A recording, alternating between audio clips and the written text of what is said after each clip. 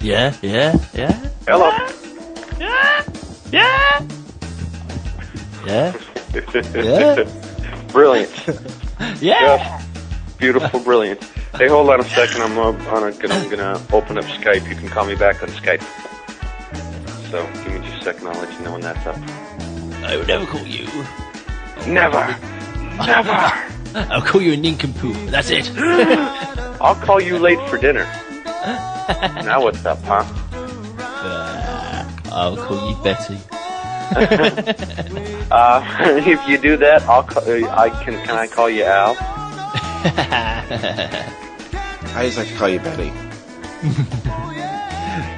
Oh, that's so funny how profound it is, though. Yeah. He's one of the people who isn't a vegetable now, isn't he? He was at Simple Simon, Paul Simon. Oh, look, Peter Gabriel. You got to call back anyway, haven't you? Hold on.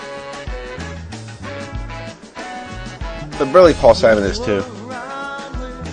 A vegetable? Yeah. I know he's got a head like cauliflower. But Peter Gabriel was my example. Yeah. Well, his hair looks like cauliflower hair. Yeah. Of course it does. All right, I'm all setting up. Go ahead and call me back on Skype there when you can. You're not lit up.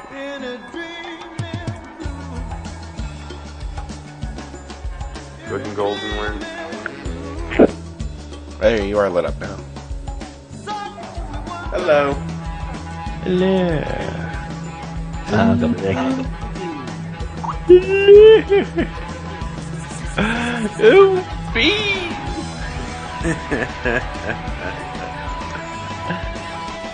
How much fun. So you can't say welcome to the World Freeman Society radio show or whatever now, can you? Yeah, I can. You can. That should give you an exciting update. I haven't had a chance to read or do anything.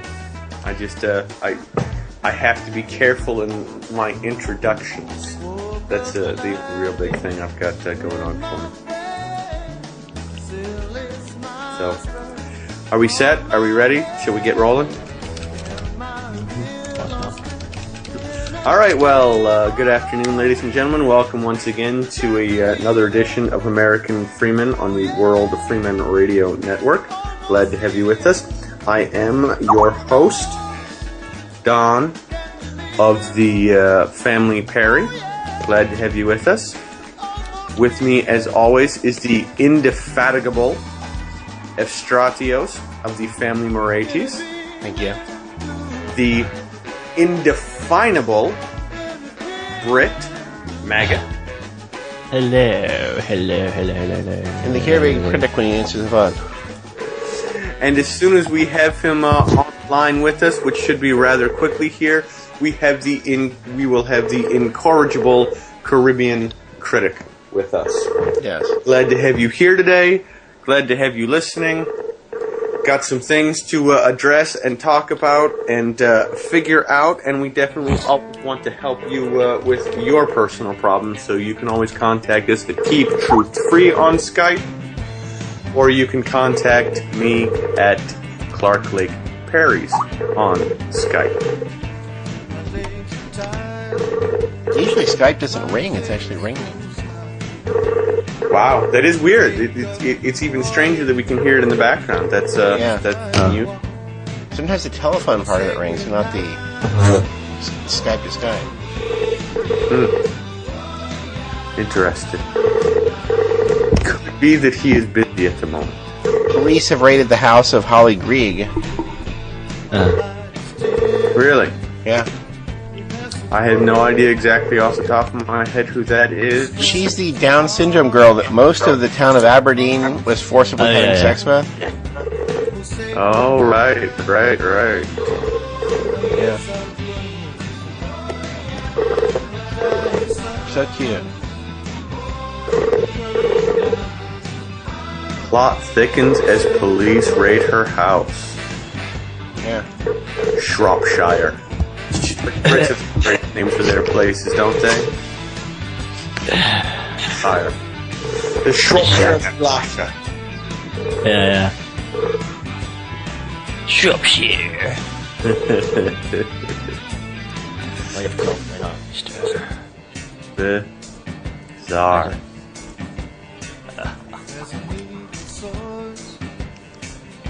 It's so weird. My household has this new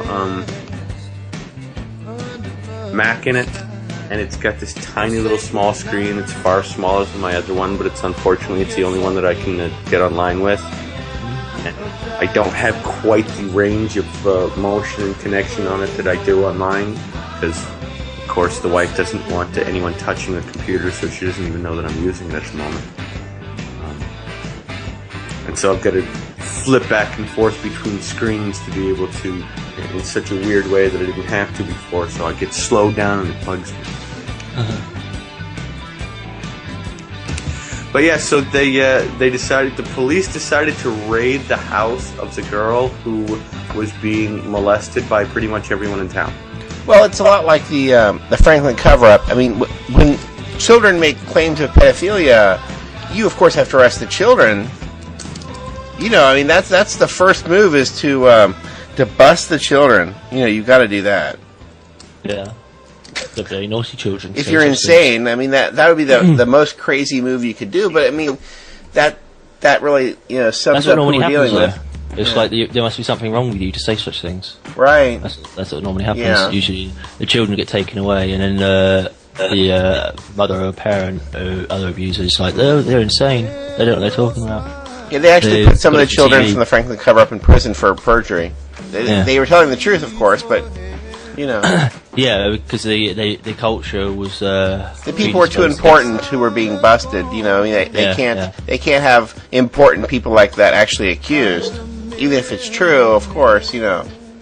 Right, God forbid. Well, yeah, I mean, over here, well, probably over in America as well, in rural areas, you've got these, like, protectivism, you know, especially with older people, and it's like, oh, no, we must protect them, and, you know, these new people, these young people don't know what they're talking about, they must be lying, so people just close up, and, like, even tell little fibs and stuff to protect themselves, like, you know, oh, she must have been watching too much TV or something, so it's horror films.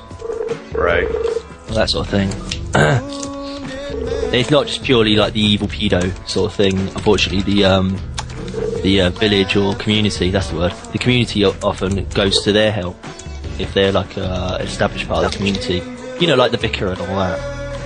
If it's something like the vicar, like almost to root them out. Not so much these days, it happens all the time. Way past. Oh, Echo. Hey, it's not me. I fixed the gain on my mic this time, so.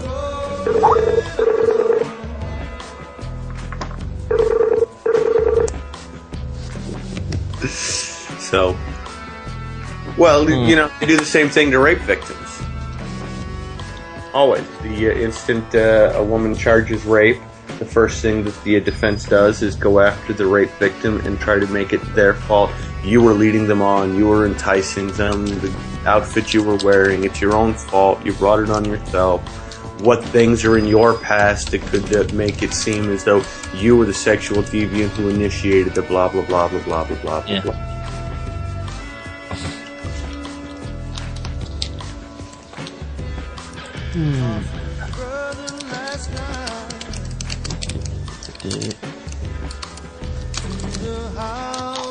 I'm just surprised that they went to the point that they, you know, took her computers. Well, yeah, she got it off the evil internet. All her ideas. This girl has Down syndrome. What is she looking up? Download syndrome. Well, that's what happens when you overload on movies. I actually look like that now. Yeah. yeah, you're looking like that. No. It was that last copy of Goodfellas that did it to me. Yeah. See, watching Godfather 3 did that to me. Yeah, they say it gave you square eyes. They didn't say it made you look like Holly Krieg. That's because of the square pixels, you know. Yeah. There's a conversion problem. And Holly was gang raped from the age of 6 to 14 years by her father, brother, and the satanic group under the leadership of Sheriff Buchanan. and a major cover-up by First Minister for Scotland, Alex Salmond, Cabinet Secretary Kenny Macaskill, and the notorious Lord Advocate Elish Angelini. So she's obviously the 100% total victim. So let's go ahead and make sure that we raid her household and take all of the evidence that might exist to be able to implicate any of these people. Well, she was judged by the Down Syndrome Society there as incapable of lying. That's one of the side effects of Down syndrome is they cannot lie. So the evidence is in her head.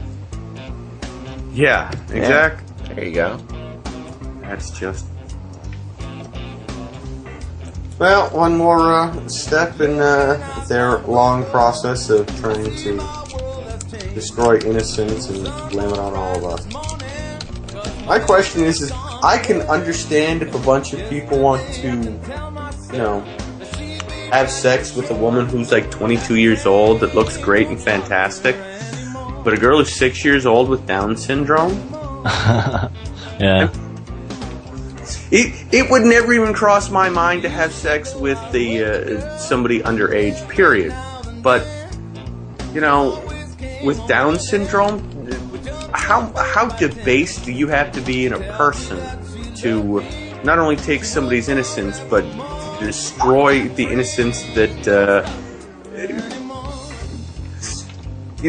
young kids are innocent when they're young kids, but as they grow up, they start to learn all the evils of society. Well, someone with Down syndrome is going to have has a far lower propensity of ever getting to a point where they could become the evil that so many other people fall into. So not only have you destroyed innocence, but you've destroyed huge levels of innocence, one of the most purest forms of innocence, because she has no propensity to being evil, and you've just ruined and destroyed it. I would feel a million times more guilty, I think, and it just goes to show how little conscience exists among people who want to pursue this type of thing. Makes me sick inside. Yeah. Well, they have this thing about compromising each other because they can't see, your word is not good with other thieves, you know what I mean? So you have to do things in public in a way so that, it's the very treason that the other government officials have done that allows them to be trusted by other government officials. Well, right. And it makes them committed to not telling on the other ones because they're all going to the death chamber. You see what I mean? I mean, to be prosecuted for treason means death. I mean, if you're guilty of it, you're going. So they can't allow any... You know what I mean? Sure. Yeah. That's why they're... it's like sitting in the front, in the getaway car, and people have shot other people in the bank. Your gang members. You're going to the death chamber with them. They've killed people. So, right. Being involved in the treason. So, it makes them committed to keep going. So, having this exposed with Holly Greek and all the government officials involved and all that stuff, now they're not going to let this be. You know what I mean? Well, how could they? Right. Now, the thing is, this is way, way overexposed now, so they're toast. There's no way they can get away with this now. Sorry. Yeah. I find it interesting that listen to the Palestine Telegraph. I wonder how many mainstream news sources might be doing the same thing. Yeah.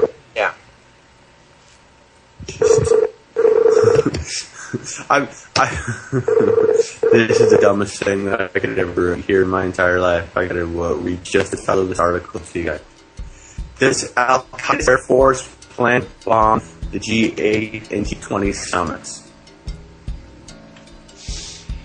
So, are you really asking, does the CIA's Air Force plan to bomb the G? Because I wasn't aware that Al-Qaeda had an Air Force.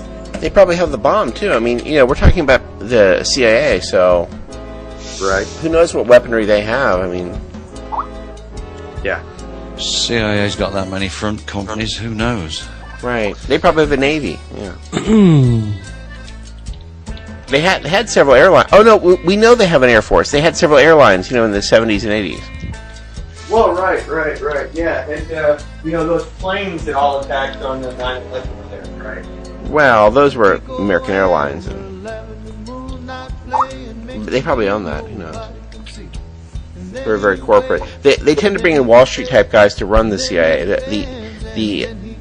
They're operatives out in the field and stuff like that, but they're well known as bean counters. Classic for them was the assessment they gave Kennedy of the missiles in Cuba, because they love to count things from the sky, looking at satellite photos. I mean, I still have trouble identifying stuff looking at Google Maps from the top. Right. I'm not used to seeing things from overhead. I don't normally fly over anywhere. I look at things I'm walking or driving or something, and from that perspective, Yeah. Overhead is just unnatural to me. I guess I'm just odd that way. I should be a bean counter from the CIA. What do I know? Yeah. I thought that was the standard for everyone, but maybe not.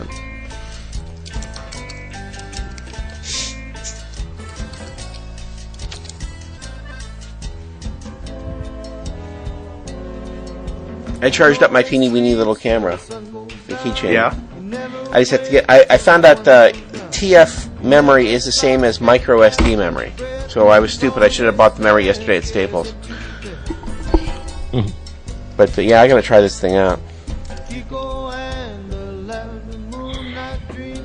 Teeny weeny little cameras are recommended for everyone because you they don't want you to take cameras and stuff into courts or any of those things. I mean, this little keychain, what are they going to take my keychain?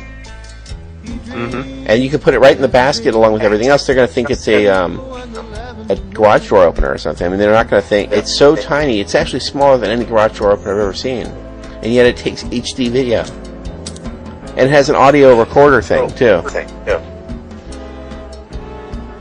Fantastic. 8 gigs. Right, that's the maximum card it takes. Well, and you said you didn't pay much for it, right? $2. That's nothing. How many books? 2. Only $2. Yeah. I should have bought more than one. I was actually getting some audio adapters. You should have bought 20 and posted me one. I know. No, I'm going to order more now because I was ordering some audio adapters and I just threw this in with it. I was confident about audio adapters. I just wasn't confident about this. Well, test it out and let us know how it works. And if it works, great. Definitely, all of us should be carrying those Absolutely. things because we need to be able to. I was kind of shocked by how much it was. That's why I thought it was a scam. It was $2, and it just charges up through your USB port or what? Yeah. That's awesome. Mm-hmm. That's fantastic.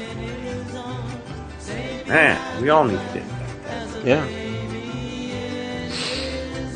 So I'll bring this up because I heard it earlier this morning. This is actually what I'm reading from comes from the New York Post, which can only be taken as credible as, well, basically any newspaper out there. As far as you can try it.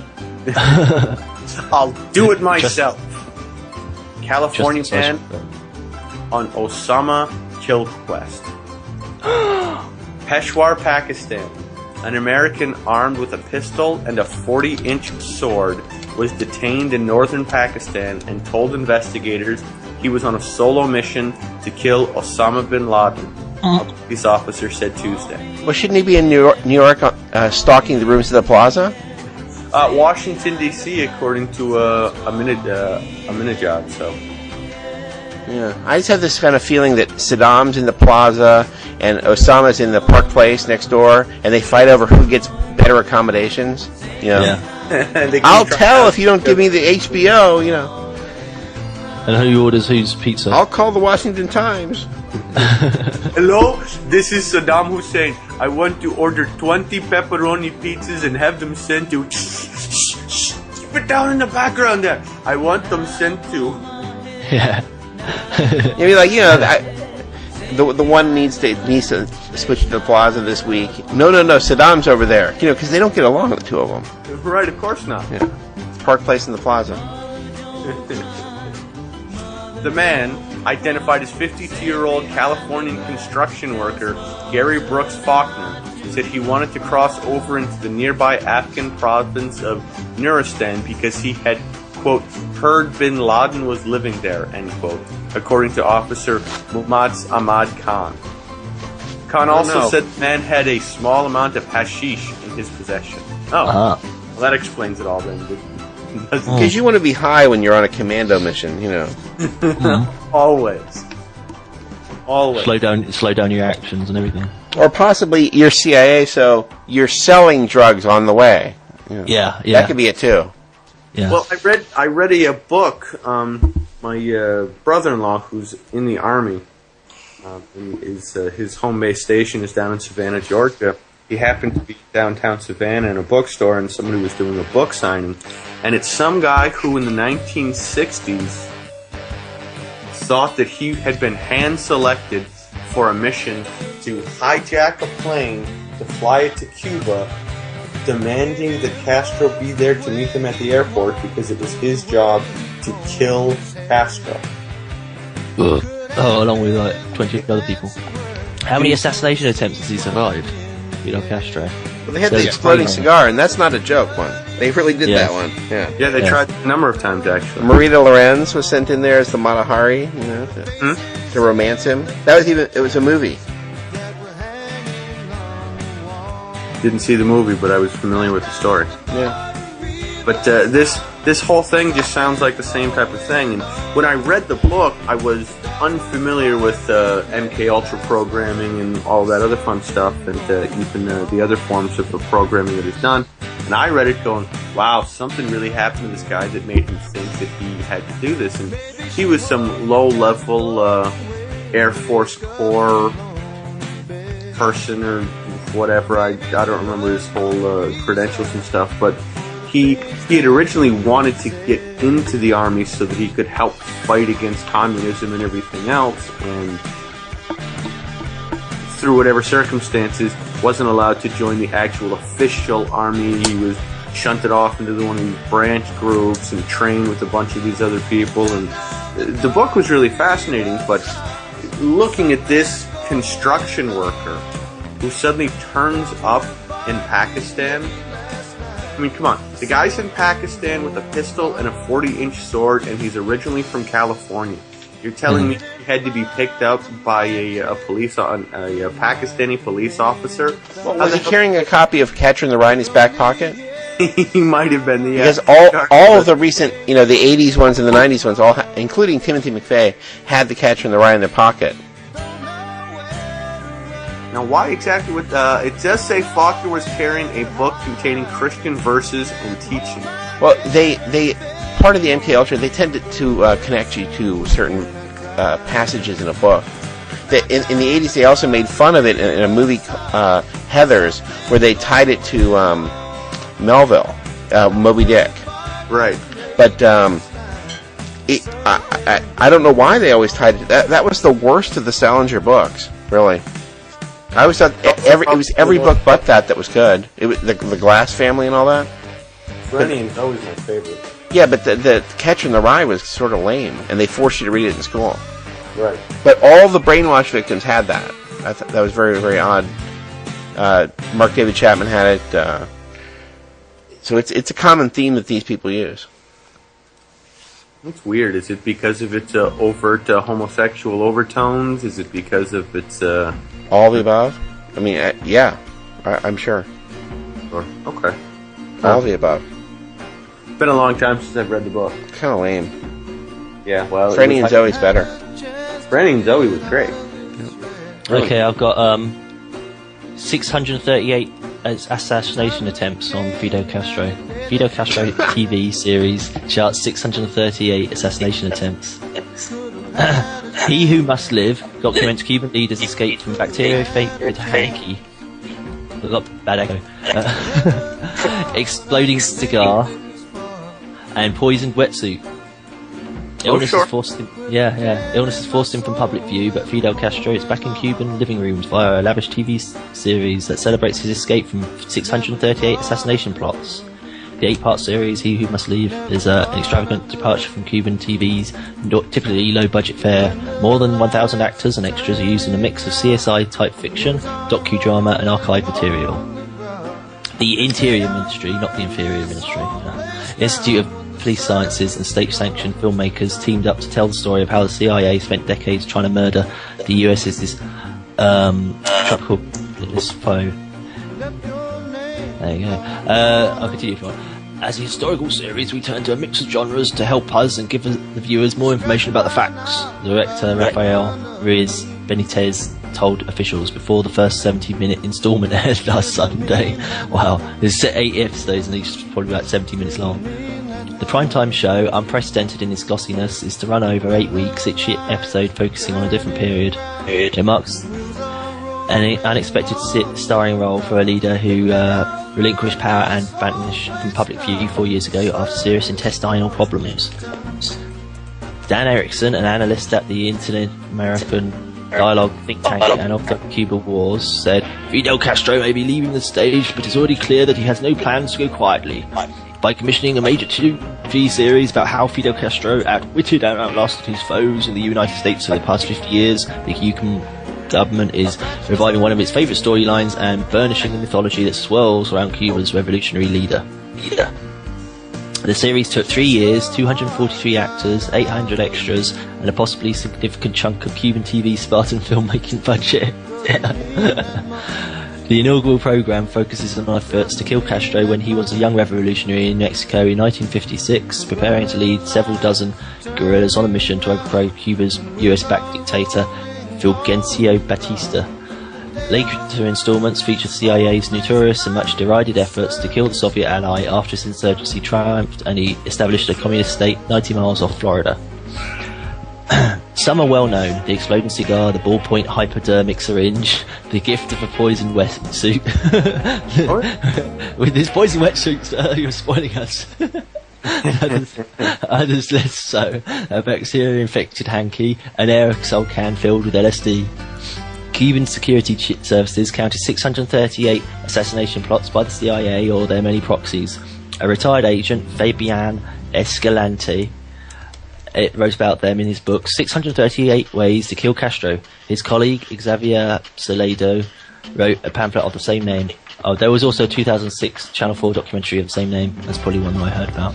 I think Cuba should make as many attempts to kill the US presidents as that, you know. Yeah. I think, you know, for quid pro quo, you know, you do it to us, we do it to you, boy. Yeah. They're owed that many now. Cuba's TV series features actors playing Batista, the CIA director Alan Dulles, and it is thought Presidents Dwight Eisenhower, John Kennedy, and Richard Nixon who authorized the murder attempts. A thought after Barack Obama's election has ended with Washington and Havana trading insults where the US has forsworn Castro. The series airs at a difficult time for the revolution. Oh, that makes a change. Raul Castro has tinkered with the centrally planned economy he inherited from his big brother, but with little success. The state is struggling to pay international creditors, and ordinary Cubans are suffering food shortages, electricity rationing, and meagre wages. The gigantic paternalistic state can no longer be, because there is no longer any way to maintain it, the economy Mr. Marino Murillo said in a recent video shown to Communist Party cadres, according to Reuters. With gloom widespread, the TV series may not set pulses racing, said Erickson. Well, some older Cubans may be intrigued by this trip down memory lane. The reappearance of Fidel as a telenovela star will likely prompt younger generations of Cubans to reach for their remote controls. Why do we believe all this bullshit? I know. Cuban propaganda, isn't it? Well, no, this isn't Cuban propaganda. This is Western civilization. Fidel never liked Russia. Fidel never liked Russia's style of communistic approach. Fidel never even wanted the Soviets to be involved in what went on in his country. Neither did Hugo Chavez. And the Cuban people are not living under this massive, gigantic, huge, oppressive, destroying, hideous, awful, blah, blah, blah thing that has been put out in Western media. I mean, yes, do they have problems, but they're no worse than the problems that the poor people in our country suffer from. And no, I didn't really see any signs. We're not going after trying to fix our problems. Well, actually, they're actually better off than the poor people in America, because at least they get completely free medical care and some of the best care on the planet. Right, exactly. I mean, the education system in Cuba is renowned as well. So right. There's all sorts of things. They've tried destroying this country for the past 60 freaking years and failed miserably. So I think Mr. America and Uncle Sam should give up the ghost. Hey, I there's so much disinformation that's put out there in the first place that you have to really go through 4 or 5 or 6 or 12 or 20 different sources before you can kind of even piece together what's really going on. And we're winning the war in Afghanistan. Yeah. It's accomplished. Well, I mean, it's amazing that we can't destroy this country.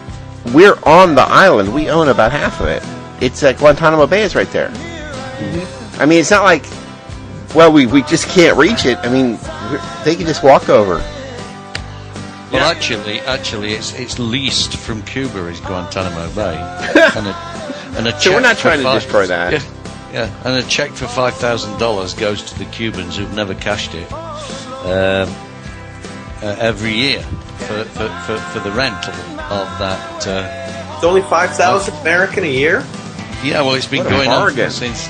When $5,000 in 1956, when it was all signed up, is an awful lot of money, Yeah, but I'm thinking if it's just $5,000 a year, man, I'll figure out some way to come up with $5,000 a year and lease the land instead. Turn it into a nice little private resort. I think the Russians could offer them like $6,000, You'd imagine. But I mean, to be honest, if Cuba's been telling them to get out for donkey's years, and I think actually that I don't know whether the lease has actually run out or not, whether it was a 50-year lease or a 99-year lease, I don't know. Maybe it was a 99-year lease and it's only got a few more years to run. Get the fuck out of there, Mr. Uncle Sam. Yeah, well, these people like 99-year leases. That's famous. I'm 99 and 56 means we've got until 2055, so got another 45 years. No, I just thought it was interesting how much money they had invested in it and the statistics on it, the amount of actors they employed and stuff like that. Just still keeping the myth alive. For sure. You have to keep reinventing it and redocumenting it as and retelling the lies in a new format so that people continue to believe it. Yeah. I think if you speak to the many Spanish tourists that go there every year, they'll have a completely different view of Cuba than America does. I visited Cuba and I didn't see any sort of a repressive communist regime at all. I mean, they accepted money same as everywhere else. They weren't that communist. It was like, okay, comrade, now you've got to work 10 hours in the pits, for those pints you bought. Those pints we gave you. It wasn't quite that. Swimming in the swimming pool for half an hour, you can pick 30 oranges.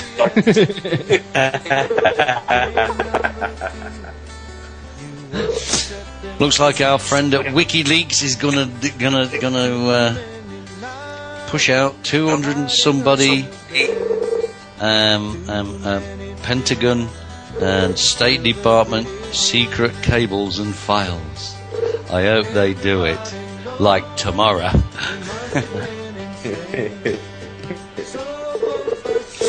See what the lying fucks are up to.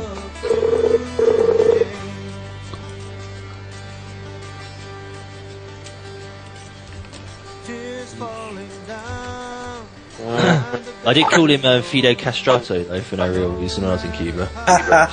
Just to see if I'd get assassinated in return. Fidel Castrato. Castrato, yeah. And then that didn't quite work. What did you say? Fidel castrated? Fidel Castrato. Castrato.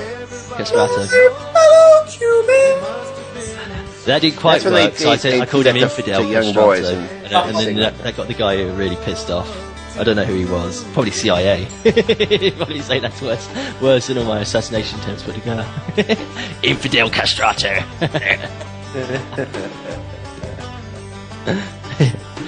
Castrato is that high-pitched singing they Italians like. And they castrate the guy. Yeah, singers when they castrate the child before his voice drops. Eunuchs as well can sing like it. Yeah, that's it. It's just the pitch. I don't think you actually had to be castrated, but it's traditionally they said the person was castrated to make them sound that when they got to reach adult, they'd be trained to sing like high pitch as a child, like a choir boy, and then they castrate them as they grow up. Well, yeah, see, the castrati singers were basically eunuchs. Yeah. So that the voice never dropped, so that even as adults, they still had that super high falsetto element to it. Which just seems like it extends pedophilia far beyond where it needs to be. It's just bizarre. Your voice, your singing is so good, it's so wonderful, marvellous, we can't lose you, we can't lose that voice. Must have you castrated, so you can't lose your voice. Oh no, please! Right. My voice! Yeah, we're going to have you castrated today. What do you think the sales job is on these kids and parents when they tell a child, we want you to keep your voice this way? Yeah, I know. Well, where it originally stemmed from was much as has transpired in many cultures and in many societies for years, is parents have more kids than they can afford to feed, and instead of selling their child into slavery, they sell them to the church as a castrati singer. Yeah. They basically make some sort of revenue off the career or something. And everything else, rather than continue to take care of the child and raise your own household and be responsible for it, they sell it off to the church as a castrati singer.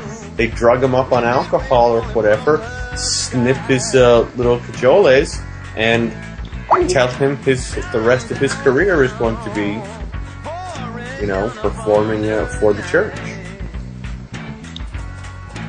So it's one of those weird, sick, disgusting things that they do in this world. Yeah.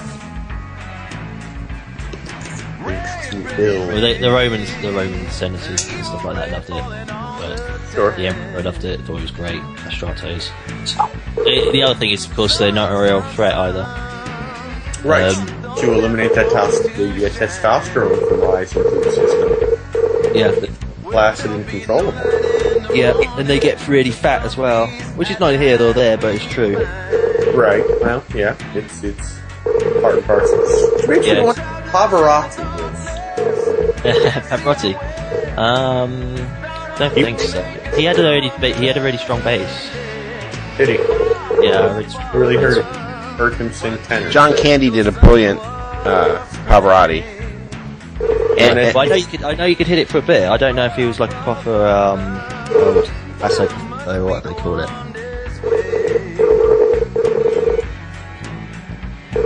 I don't know. I don't understand this ringing today.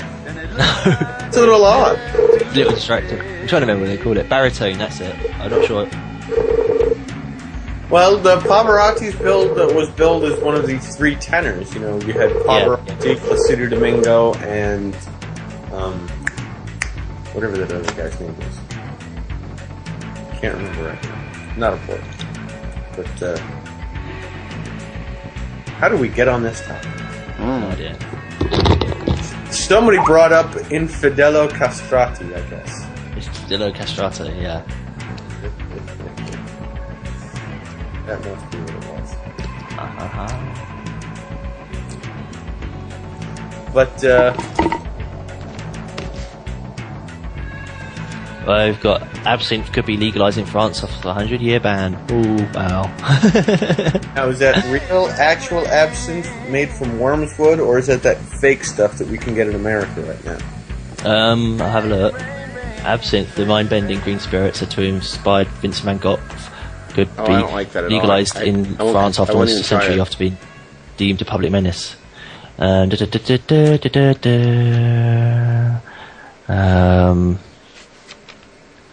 Two absinthe enthusiasts are leading the fight to remove the ban from the law books, give it back its proper name, and revive the original recipe.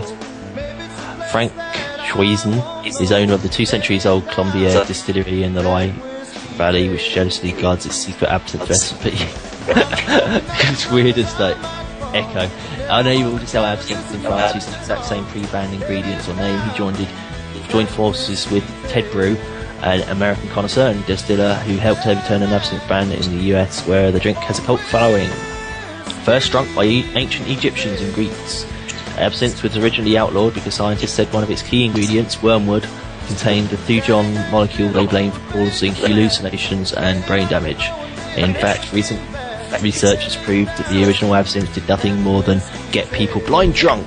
There was no stronger than whiskey, and in any case, it contained little thujon.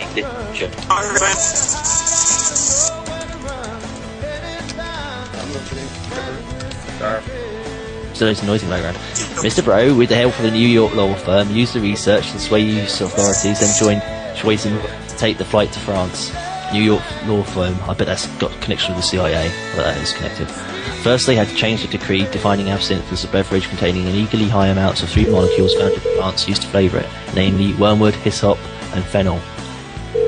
With their law firm, Dixon Peabody, they were able to prove that fennel was harmless. Oh, but not Ian Hyssop then. This hyssop's about HYSSOP, but there's a sort of famous over here, kind of satirical news journalist called Ian Hyssop, or Hislop. Arnold de Senilhes, head of the law firm's Paris office, saying, using 1950s British research, we demonstrated that to be poisoned by fennel, you had to drink the equivalent of an Olympic swimming pool of absinthe. You'll be killed by the alcohol way before the fennel, and would have exploded from drinking all that liquid. No way. Somebody walking around with a swimming pool, Olympic-sized swimming pool stomach. In March, France just signed a decree raising the thresholds of all 3 substances to levels found in 19th century absinthe. The original recipe can now be respected, but it can not still be called absinthe. Senilhes almost looks like seniles. Senilhes, seniles. Said he was very confident the French Parliament would approve a new law authorising the use of the name by the end of the year. However, they still need to win a more battle. Switzerland has just pushed through a federal decree stating that Ireland can use terms absinthe and fey verte, green fairy, as it claims they originated in the Swiss region of Val de Travers. Its opponents argue that absinthe cannot be traced to one location. A ruling is expected at the end of the month. That's it. I skipped a bit, but it was quite boring. Yeah, the green fairy. That's what it's also known as. And wormwood apparently is important. I'm not sure it's has biblical importance, but I'm not sure where. Probably Revelations again.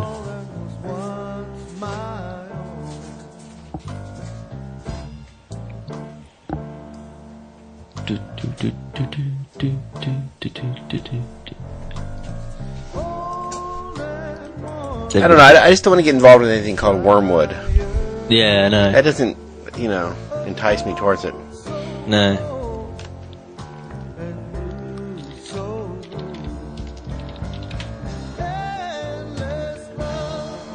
Okay, this is the link. You didn't get the wormwood connection. I just picked up a random page and I just read from it, I suppose. Wormwood, what the Bible says about it is amazing. Will a star or comet crash into the earth? Wormwood. In the revelation of Christ given to John, we find a most intriguing prophecy often used to suggest that some kind of heavenly body will crash into the earth and do great damage. The prophecy describes it as a great star named Wormwood. Green fairy, great star, falling angel, stars are angels, blah blah blah blah. Look for green-eyed fairy. Let's examine this concept in light of biblical support. Okay, quotes Revelations 8:10 to 11. And the third angel sounded, and there fell a great star from heaven, burning as it were a lamp, and it fell upon the third part of the rivers and upon the fountains of waters. And the name of the star is called Wormwood. And many men died of the waters, because it's absinthe waters, because they were made bitter. Well, absinthe. Does absinthe taste bitter? I can't really remember. Drink it. Not when I've had it. No. Of course, you are supposed to melt a sugar cube into it. So yeah, you'd expect it to be built better then, wouldn't you? If you add sweetness to it. Didn't really bother me, I just sort of glug it. In this article... the rest is just... But that was it anyway. Now our challenge in understanding John's vision is in defining what these images mean. If we ascribe a purely literal physical meaning to these things, and we accept the huge star burning brightly crashing into our planet, but somehow the Earth will not be destroyed. Bloody blah blah. Well, I've already explained it already, haven't I? I said it's a fallen angel. It's right. like the green fairy, so look for somebody with green eyes, or somebody associated with greens, possibly also a bit of a fairy as well. Prince Charles. He's well into alcohol, so with the Rothschilds connections and all that, so it's probably associated with that. Some major episode of absinthe.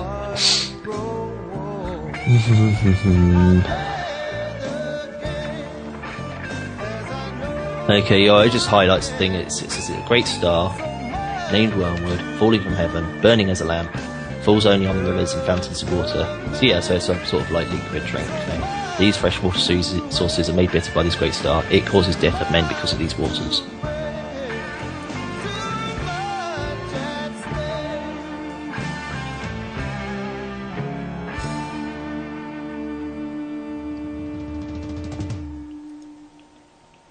That seems awfully sexist. What about women?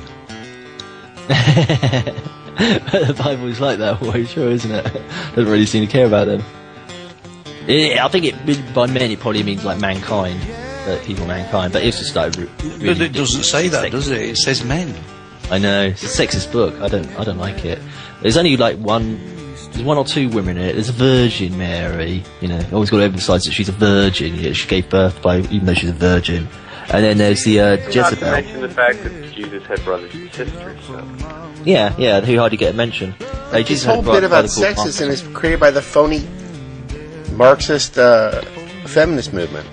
Mm-hmm. The idea of Marxism, one of the ideas, besides limited resources, is to rub raw the source of discontent, to find any kind of a disparity anywhere and just make it into a big deal. And one of their biggest enemies is Christianity of any sort. So they must. It's a sexist book. Women aren't to starve. And oh no! I mean, that's the whole thing there.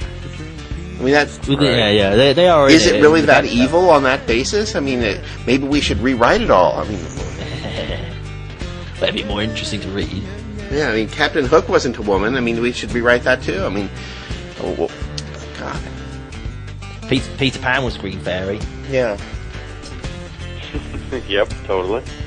So was Tinkerbell. I thought she had blue eyes and blonde hair. She wore green now. Oh yeah, green skirt. Yeah. Okay, Yep, I got yep. the three tenors. The three tenors is a name given to the Spanish singers Placido Domingo, Jose Carreras, and the Italian singer Luciano Pavarotti. That's it. Jose Carrera. Yeah, Jose Carrera. He's the one no one can remember. You got Placido, you got Luciani, and that other one. Placido Domingo, Luciani. Yeah, Luciano. And Nessun Dorma.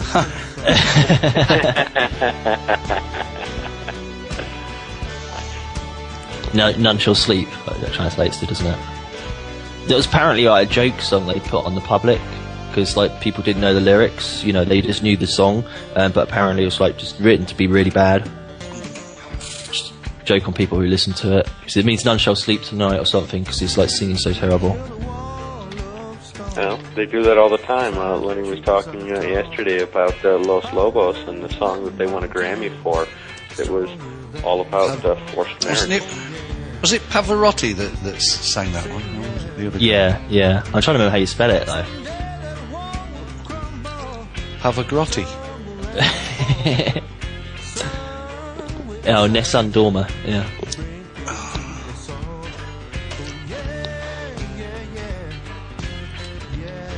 I thought dormer was bed or bedroom. Like dormitory, yeah. Yeah. No bedrooms. Yeah. Nobody has sex tonight. There's no bedrooms. What do you need a bedroom for sex? I got a back porch, I got a front porch, I got a You're car, just a pervy. couch, You're just I've got a lake, I've got... definitely a pervy. I'll take it anywhere I can get it most of the time. Huh. It's more fun that way. I got it. English translation of Nessun Dorma. I can't actually find what Nessun Dorma means. I think it just... Oh no, it just means nobody shall sleep. There's nobody shall sleep, nobody shall sleep. Even you, O princess, in your cold room, watch the stars that tremble with love and with hope. But my secret is hidden within me. My name no one shall know. No! On your I mouth, told you it was all about sex. Yeah. You start standing outside like Romeo. No, she's laying on her back looking up at the stars. On your mouth I will tell it when the light shines, and my kiss will dissolve the silence that makes you mine. No one will know his name, we must the last die. Yeah. Edil mio vecchio stio criera il silenzio she. I wouldn't give up your day job, Mac. Give up your day job. You'll never I'm not trying to sing it. You'll never make an Italian translator, all I can say. No. Pretty awful. Set stars, that door, I will win. I will win.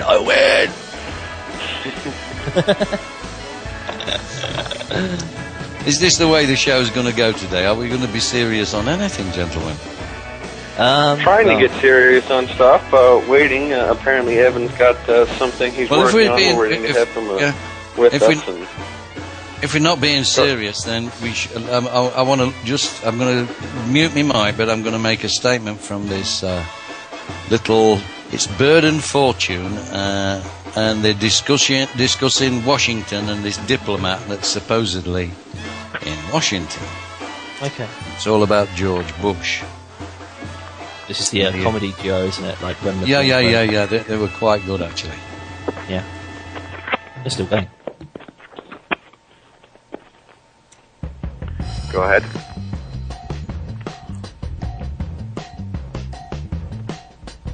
Oh, the damn thing won't we? Come on.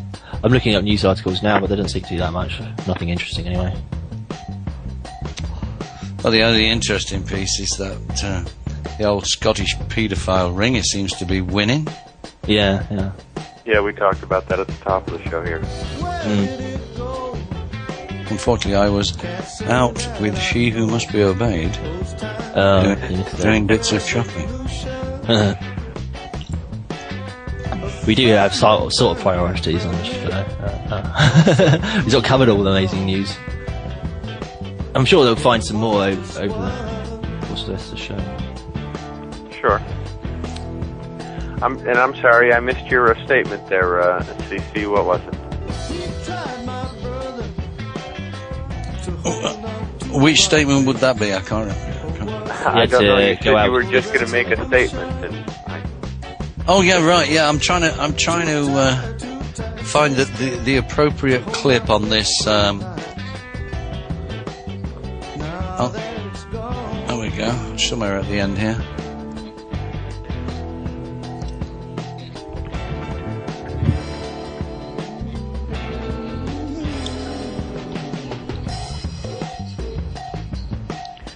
Well, we do have something to get to at some point. If we can, once we get Evan on here, I know he's trying to talk to his notary because a document he sent to all of us that we'd like to get into. So, but we got to wait on him. Your sermon went great. Yes, it did. Okay. My sermon went real well. For those of you who don't know, I actually wound up preaching at the church that I attend this past Sunday, and I posted that for one of our members in one of our other chat rooms. I found the little quotation. Okay. They discussed. These two guys are discussing Washington and America and the Iraq War and things, and he said, you know, George Bush has brought democracy to Iraq, and in these elections, and the guy says, well, sometimes democratic elections don't give you the results you need. What happens if the party who wins is this reactionary religious bunch of bigots? And the other guy says, oh, that'll be okay, that's just like Washington.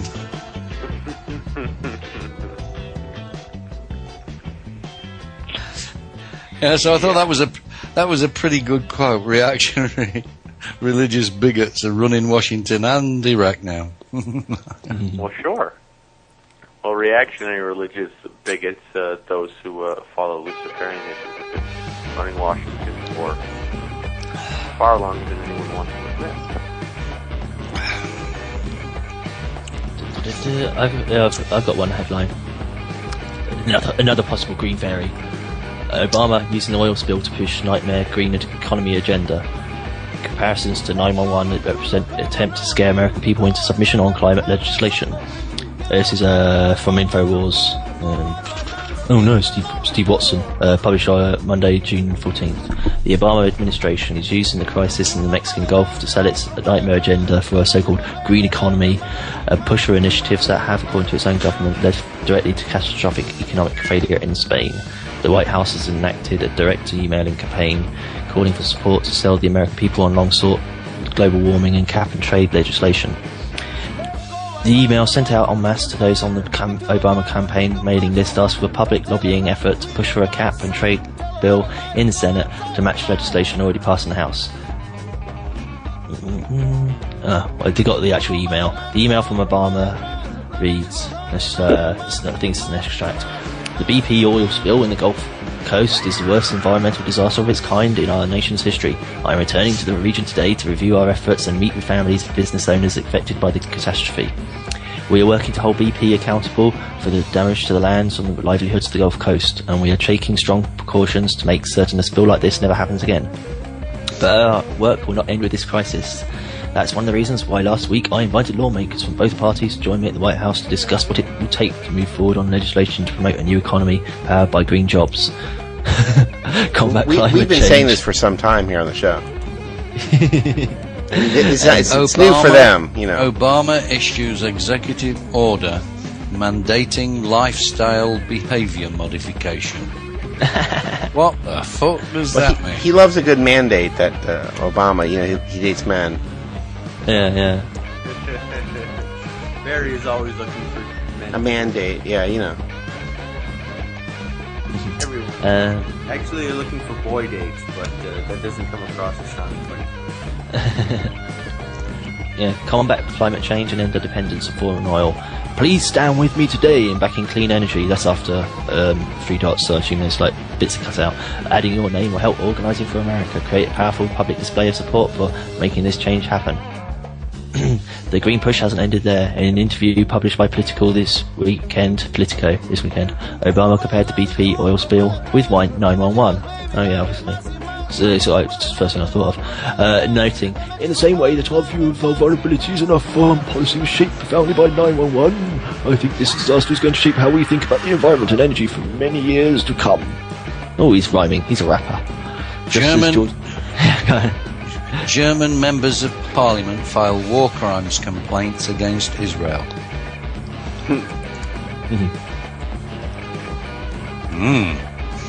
It's getting rather testy. Filing war crimes against Israel. Did that happen once? Wasn't it like 1936? Last year? I honestly don't know. I'm just reading from today's agenda. The agenda daily. BP refuses to allow scientists to test oil spill samples.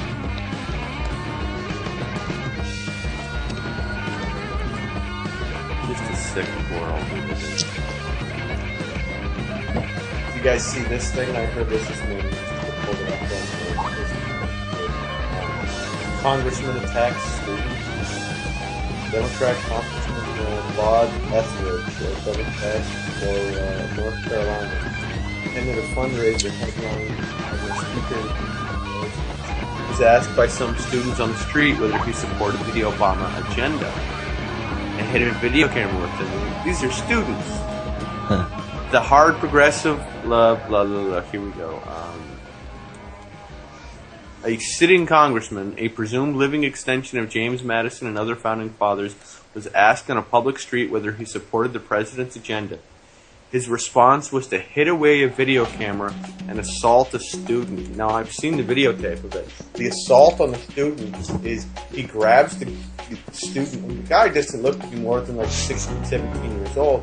He grabs his arm, pulls him in close, squeezes him tight, is yelling at him and carrying on as though he's just been accosted by somebody with guns and weapons threatening him.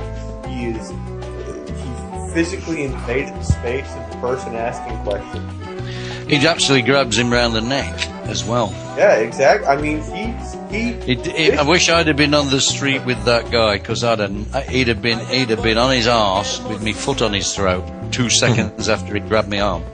Right? I mean, this is just pure emblematic of what we've got going on today, with people who are in politics consider themselves to be supernatural persons given God-given rights that allows them to be superior to anyone else on the face of the planet. I saw this morning and it was just violently disturbing. Absolutely violently disturbing to watch the kind of actions and kinds of attitudes going on. Strange. But it just gets more and more prevalent. I mean, you have politicians who they get caught doing Bernie Madoff. Bernie Madoff got caught stealing billions of dollars. Wound up, how long did this trial go on for? Has he even been found guilty and tossed away yet? Meanwhile, if I robbed my corner grocery store for $50 and a loaf of bread so I could feed my family, I'd be in prison for like 30 years.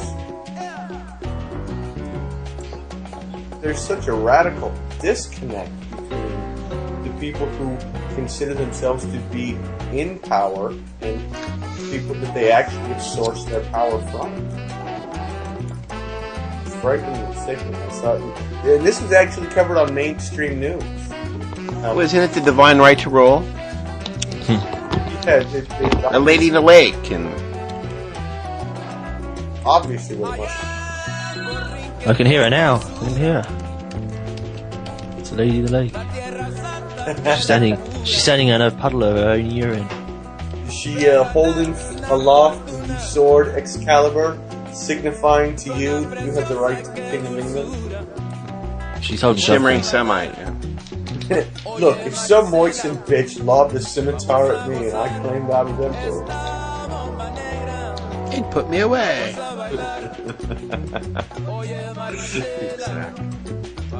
Exactly.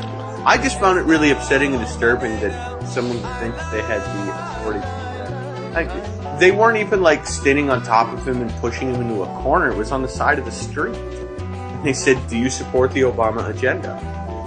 And he got all pissed off at him. It's like, did you go to the moon? Here, swear on this Bible. Punch you in the face. You know. Right? How dare you ask me that? Yeah, it was sick. It was ridiculous. Just.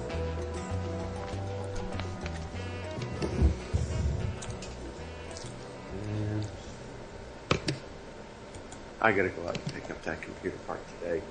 I don't like using somebody else's computer. Makes too many noises that I don't like.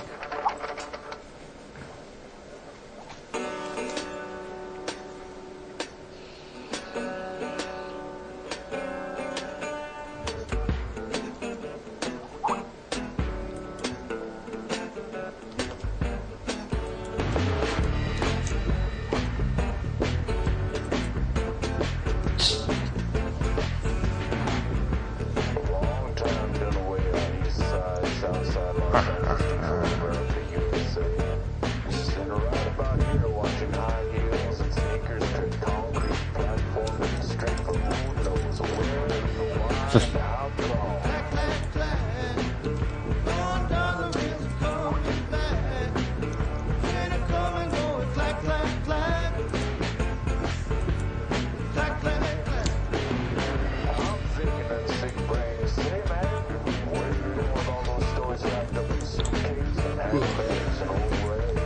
tired.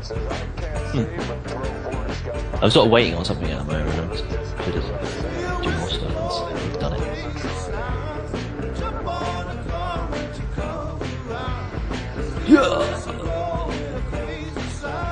Obama sees light ahead for damaged Gulf Coast. They always see the It's light. kind of funny, isn't it? Golf and they like playing golf a lot. golf, and golf's the abyss as well. What was the rest of the article? Is that it? It was a headline. Fucking nut him. Fucking hell. Do what?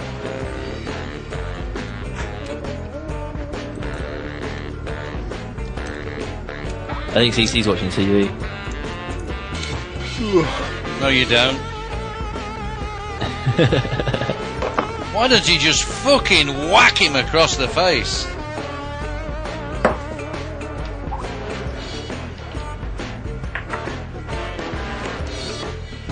Whack who across the face? That fucking Bob Etheridge. Just whack him. I would have fucking whacked him. So hard, he'd have been fucking picking his teeth up off the pavement. Well, one of the plebes dared to talk to him, a patrician like him in this Roman system. Well, They're not supposed to talk to him. I'd have countered it with a self-defense move.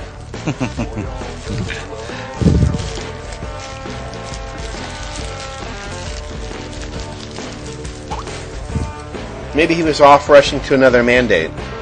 He was hurrying.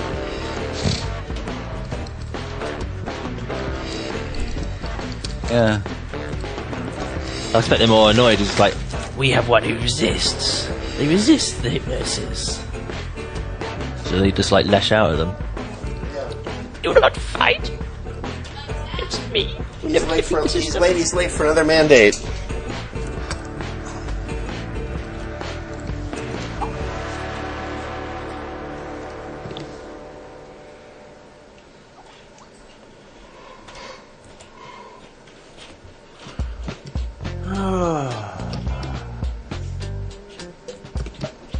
I wish there was some way to get out.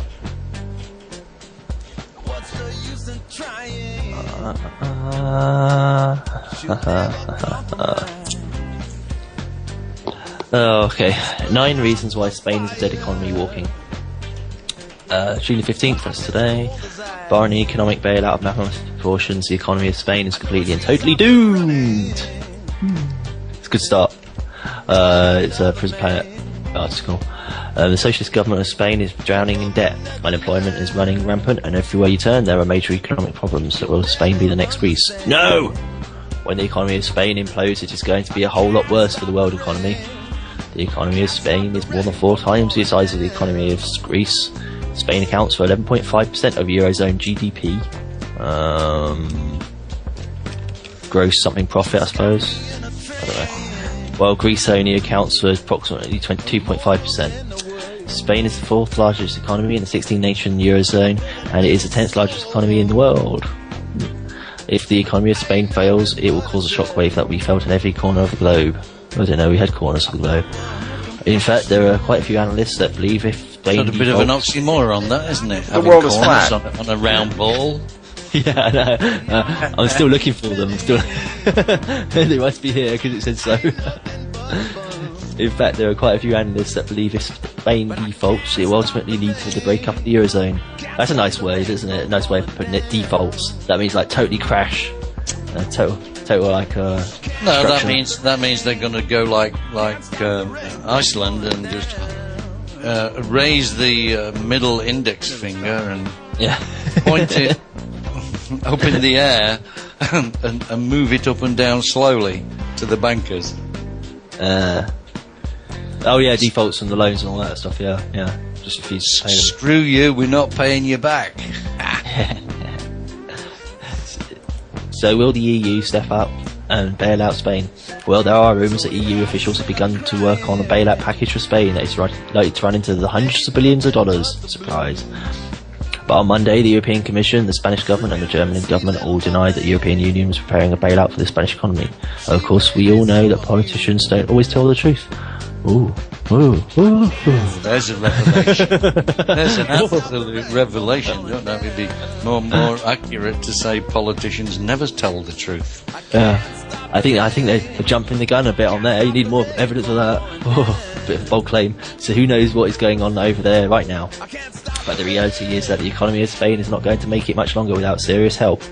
Some EU officials are already using apocalyptic language to describe what an economic in Spain would mean. So Spain is the 10th largest economy on the planet. Yeah, according to the article. Yeah. But, yeah. I thought Walmart was, wasn't it? I thought, where does that put Britain? About 17th?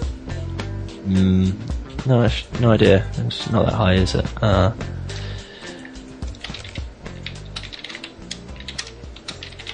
Wait, Britain's gonna be way higher than that. Well, yeah, we're on the G doodars, aren't we? The only reason we're on the G8 is we're sixth. Yeah. The United Kingdom is the sixth largest economy in the world by both nominal GDP and purchasing power parity. I'm going to find out what GDP stands for now. Gross domestic product. Yeah. Oh, it's also known as gross domestic income. It's a measure of the country's overall economic output.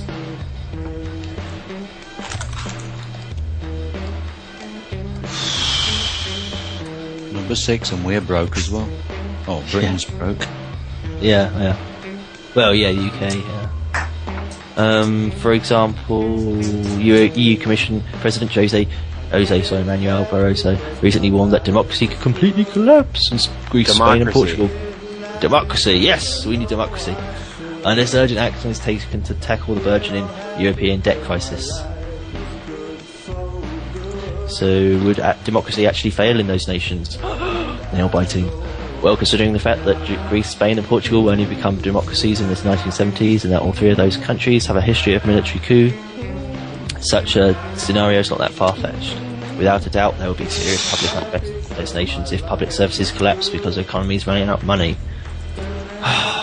It's really long article. This is worse than reading The Sun. So are there signs that the economy of Spain is about to collapse? No. Well, yes, there are quite a few of them. The following are 9 reasons. Yeah, I know. It's just really sort of spreading it out on the article. I'm not going to read all 9 reasons. I mean, come on. Like I say. 9 reasons. Yeah, 9 reasons. Go ahead. Oh, can I summarise them? I'll summarise them. Point 1. More than 20% of working age Spaniards are unemployed during the first quarter of 2010. 2. They got budget deficit. Spanish government has a budget deficit to a stunning 11.4% of GDP in 2009. Because it says it's completely unsustainable. Point 3. Total of all public and private debt in Spain has now reached 270% of GDP. Point 4. The Spanish government has accumulated way more debt than it can possibly handle, because it's repeating itself on that. Oh, he's just sort of repeating the previous point. It's making it far more expensive for Spain to finance its debt at a time when they can't afford to pay more interest on their debt. Yeah, sort of further to point 2. Point 5. There are 1.6 million unsold properties in Spain. That's good. There's so many programs over here. It's how everybody goes to Spain because it's amazing, get the dream home. That's why. So it's why it's so cheap, because it's 1.6 million unsold properties. That is 6 times the level per capita in the United States. Considering how bad the US real estate market is, that statistic is incredibly alarming. Point 6. New green economy in Spain has been a total flop.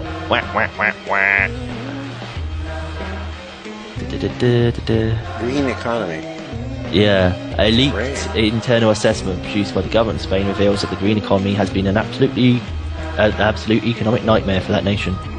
Energy prices have skyrocketed in Spain, and the new green economy in that nation has actually lost more than 2 jobs for every job it has created. But Spain so far seems unwilling to undo all of the crazy regulations that they have implemented. Yes, and why should they? Why should they? Just because it doesn't work. Point 7. They're caught in debt spiral. Anything they do will harm the economy. What's further to point 2 and 4? It's just, you can tell like these people are like really highly trained. You know, they've got better qualifications than me. If they cut the government expenditures in an effort to get debt under control, it will devastate economic growth and crush badly needed tax revenues. Point 8. Even now, the IMF, International Monetary Fund, I suppose, is projecting that the Spanish economy is going nowhere fast. Okay, that's not further to those. It's still making no progress. Says there will be no positive GDP growth in Spain until 2011, at which point it will still be below 1%. Many analysts believe that it would be way too optimistic, considering the fact that Spain's economy declined by about 3.6% in 2009 and things are getting rapidly worse. Finally, point 9. Okay.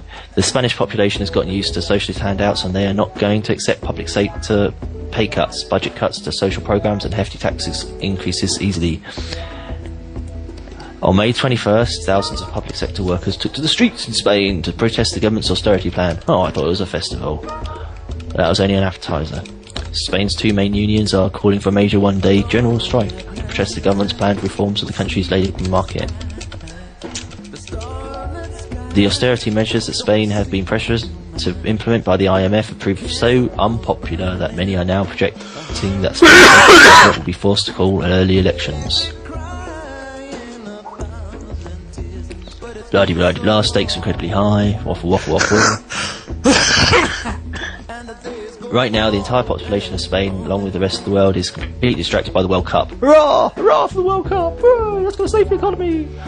As long as the Spanish team does really well, that's well. Don't worry about it. Don't worry about it, Maggot. Spain will be defeated in the final by England. There you go. Is someone paying attention to that? Is there some game going on somewhere? Yeah, the World Cup. Soccer? Yeah. Oh, that's what children play over here, isn't it? And soccer? Children play over here as well, but they're like adult age. Yeah, but nobody really cares about soccer. You see, soccer is a boys' game played by men, and rugby, or rugby football, is a man's game played by boys. So what's American football? Oh, they're played by bigger boys. That's played by... No, let's be honest. They're freaking chicken, they put all this padding and stuff on, but if you play rugby league, you do exactly the same sort of thing and tackle people in the same way, but you ain't got the protection. So you smash into people the same way. I think the saying used to be that American footballers are just pussycats. They got so much padding on.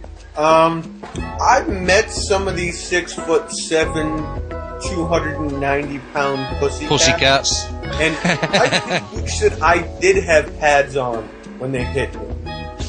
Well, what you need to do is put them against a 6'6", 18-stone rugby player and let them clash in the middle of the field, and we'll see who comes off. Mm-hmm. I'd pay money to see that. Yeah. It'd be a great game. The actual quote is something like, football is a gentleman's game played by yobs, and rugby is a yob's game played by gentlemen. I think that's the original quote. That'd be funnier if I knew what yobs were. Yobs is like a backward boy. You reverse the word boy and you get yob. So it's basically like a hooligan or a ruffian. Somebody who's into violence. You should not talk about me like that. I protest. It's sort of a posh word. It's a bit of a posh word, like yobbo. With the hooligans. Yeah. Football's associated with hooligans, and there's not much. Are there many riots associated with rugby? Don't think so. Because partly because of the saying, it's a yob's game played by gentlemen. Some hooligans kicked over dustbins in the scoundrels Shrewsport. Some Brannigans were overturned. What are we Freeman talking about? There we go. Actually, I have something real I wanted to discuss and bring up. No, I know. save Scary somewhere else. everything, isn't it? I received this wonderful piece of paper in the mail today. It even has mail date of June 9th, 2010 on it. It's from the jury management of the Jackson County Clerk's Office here in Jackson, Michigan. And it actually says on the envelope that it's an official court notice. Now, it doesn't say anywhere on the paper that's inside it that it's an official notice, but it says on the envelope that it's an official court notice. Jury questionnaire. It has my name in uppercase and lowercase letters, which is very nice of them, but no hyphens or colons or anything. And it says, please answer all the questions on both sides of the form. And after it says, please answer, it says, you are required to complete and return this juror questionnaire. You may or may not be called upon to serve. Any and all information provided will be used for court purposes only. So after they said, please answer, then they tell me that I'm required to complete. Okay, that's easy. Read the first question. Are you a U.S. citizen? Are you a U.S. citizen? Right? No, I'm a citizen of the... well, what state do you live in? Well, I'm not even a citizen. I'm an inhabitant. Oh yeah, but you are a citizen with a big... with a little c, not a big C. So you are a free man. And this is a big C. Oh, well, no. Well, a big C. What you do is cross that out, initial it, Right? and then put Freeman on the land. A sovereign. Sovereign Freeman on the land. So you've answered the question. So, next question. Man, hold on. I'm going to do this on air. Because it's so much fun. So, I'll say, yes, I am a sovereign free man on the land. Next question. Do you currently live in Jackson County? If no, you must attach a copy of your driver's license. Do you currently live... Well, you don't live... You don't live in Jackson County. You inhabit the land mass. Possibly on. Within. On. Which encompasses Jackson County. No, I inhabit it. I don't live, I inhabit. So I can answer yes. Do you speak and understand English? Vaguely. Put vaguely. Put vaguely. I'm going to put No. American, not legalese.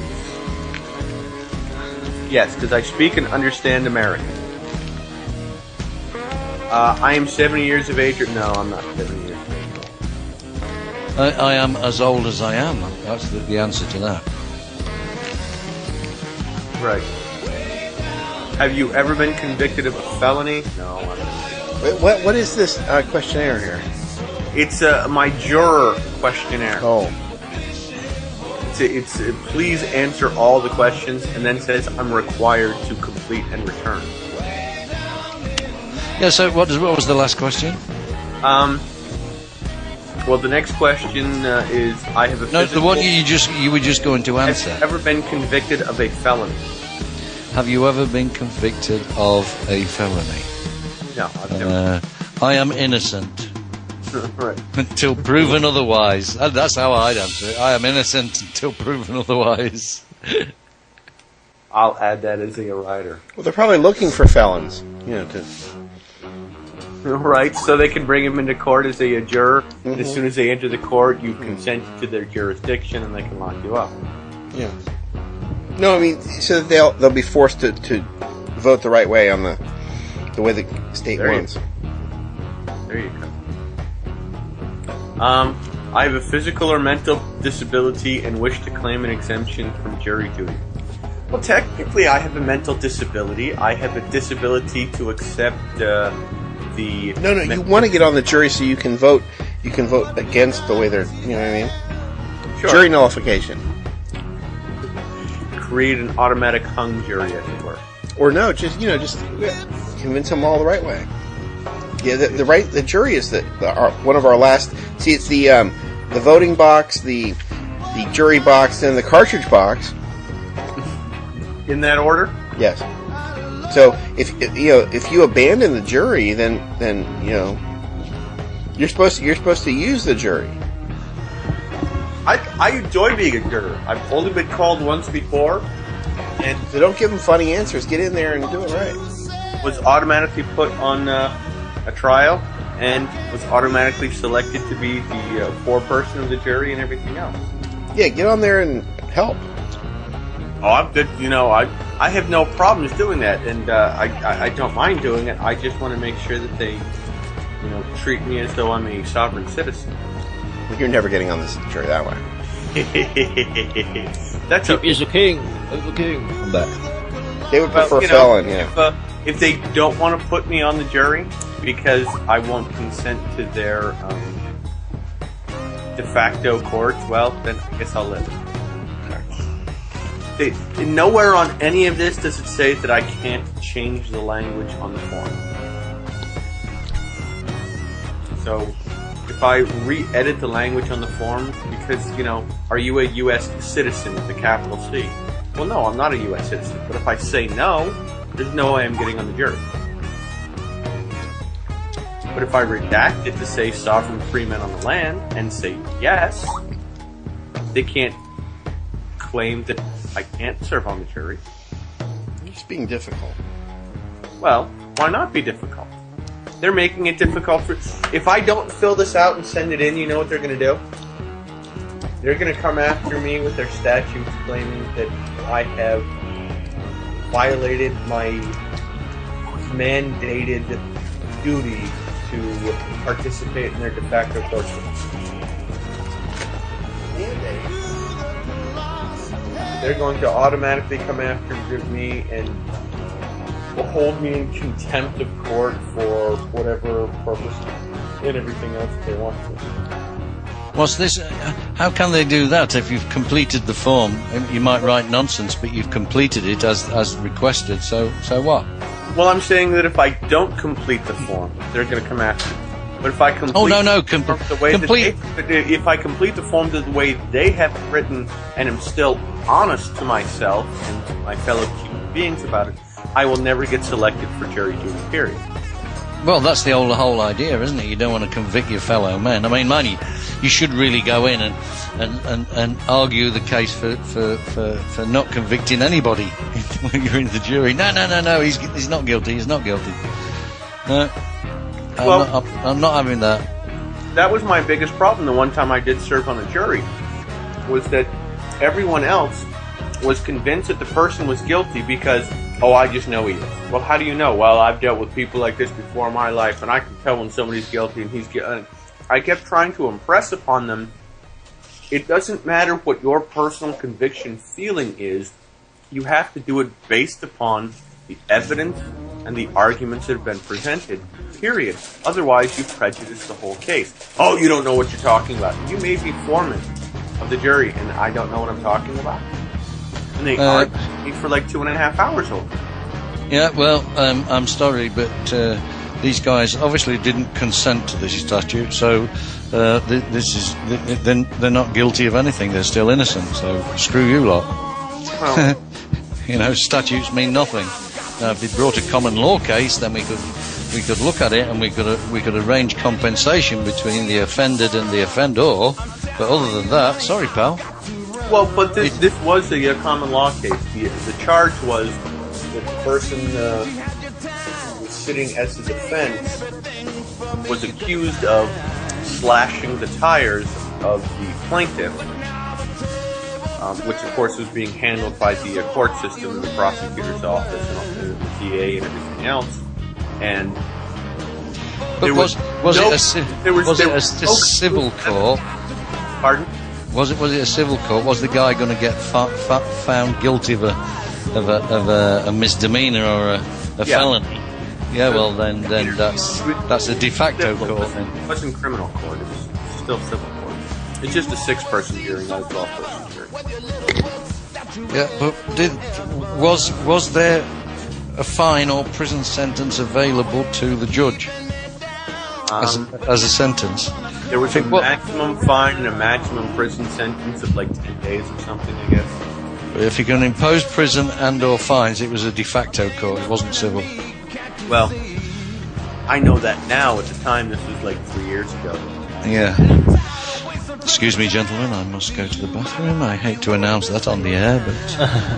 Oh, well, we'll edit it out later and make it sound like you said you had to go and visit... Gotta go water me horse. We'll make it sound less disastrous. But, no, the attitude of the people that I was in the jury room with were that he was automatically guilty unless he could have proven his innocence. It really, really disturbs me. It keeps me from wanting to serve on a jury again with people with that kind of mindset. You know, you grow up with this idea that justice is supposed to be something that is done and extracted by people who consciously think about and evaluate a situation and not just give a knee-jerk reaction. Do whatever the authority tells you, and screw over people that you know. Yeah. Sure. Doesn't matter what the truth is. Protect Right. the authority. Yeah. Completely. Which is, unfortunately, what happens more and more often. No matter what society you belong to, sometimes it's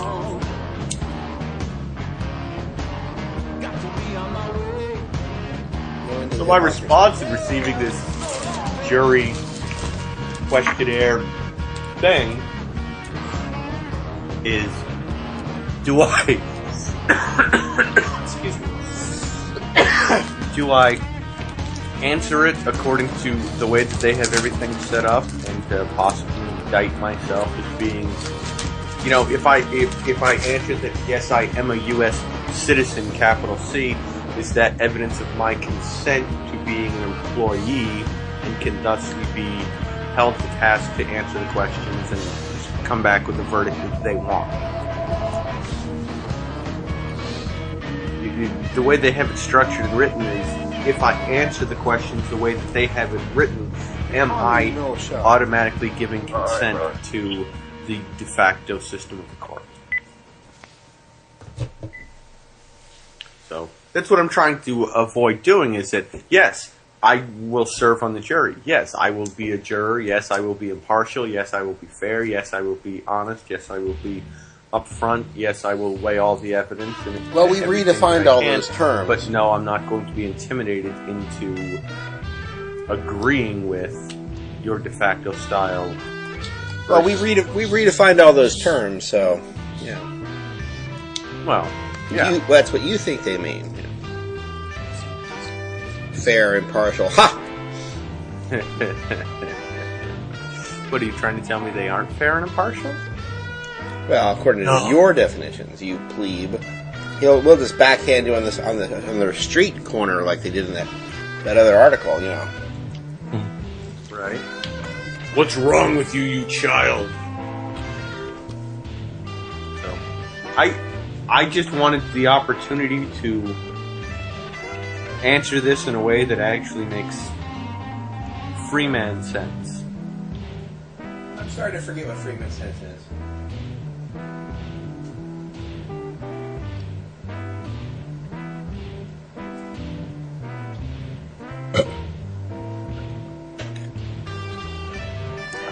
Allah. Ooh, I'm sorry. So where did we get to with your form, young man? So, now after I finished all of that, it says, please provide phone numbers, and then I declare all statements are true to the best of my knowledge, sign and date, and then it says, please complete the other side of this form.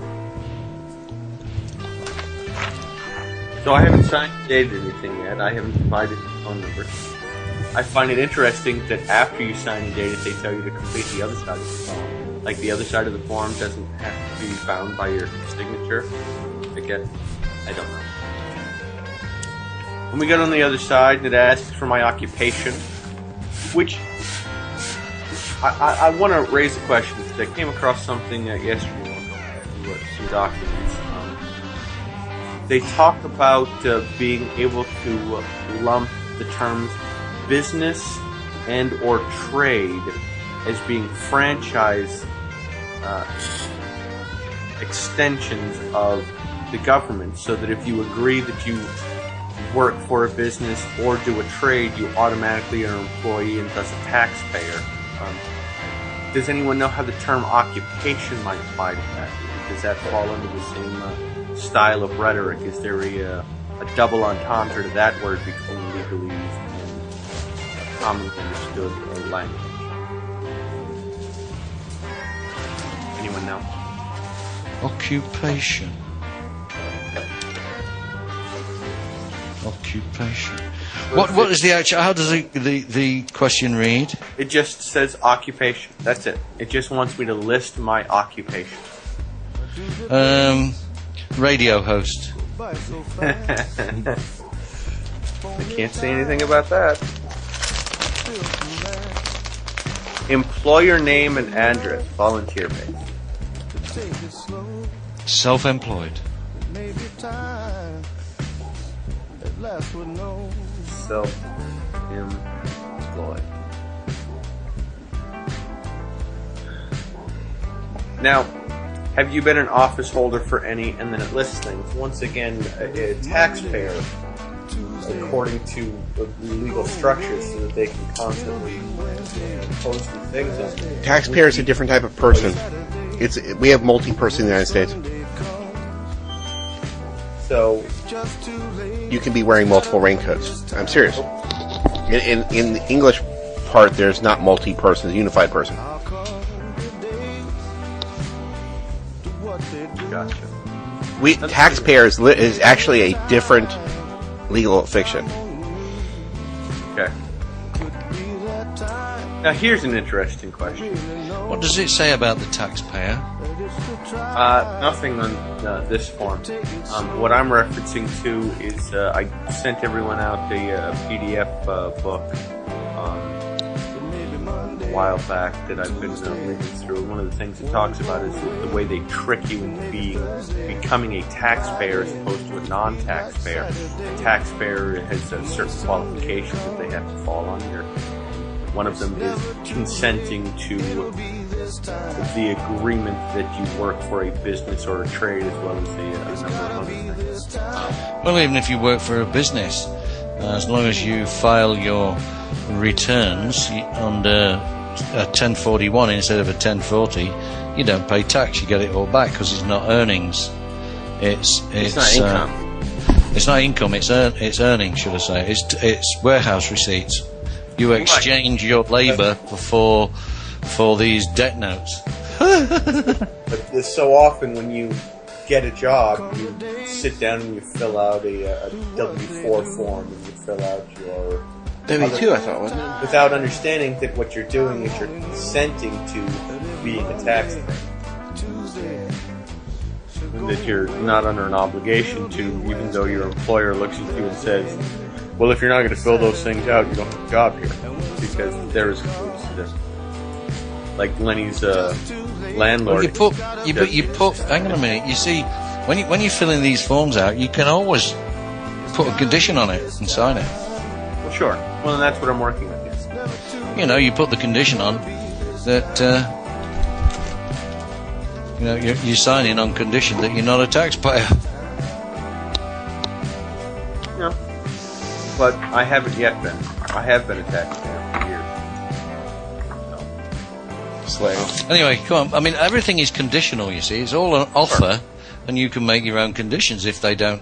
If, they've more than likely already put their company logo or whatever. Yeah?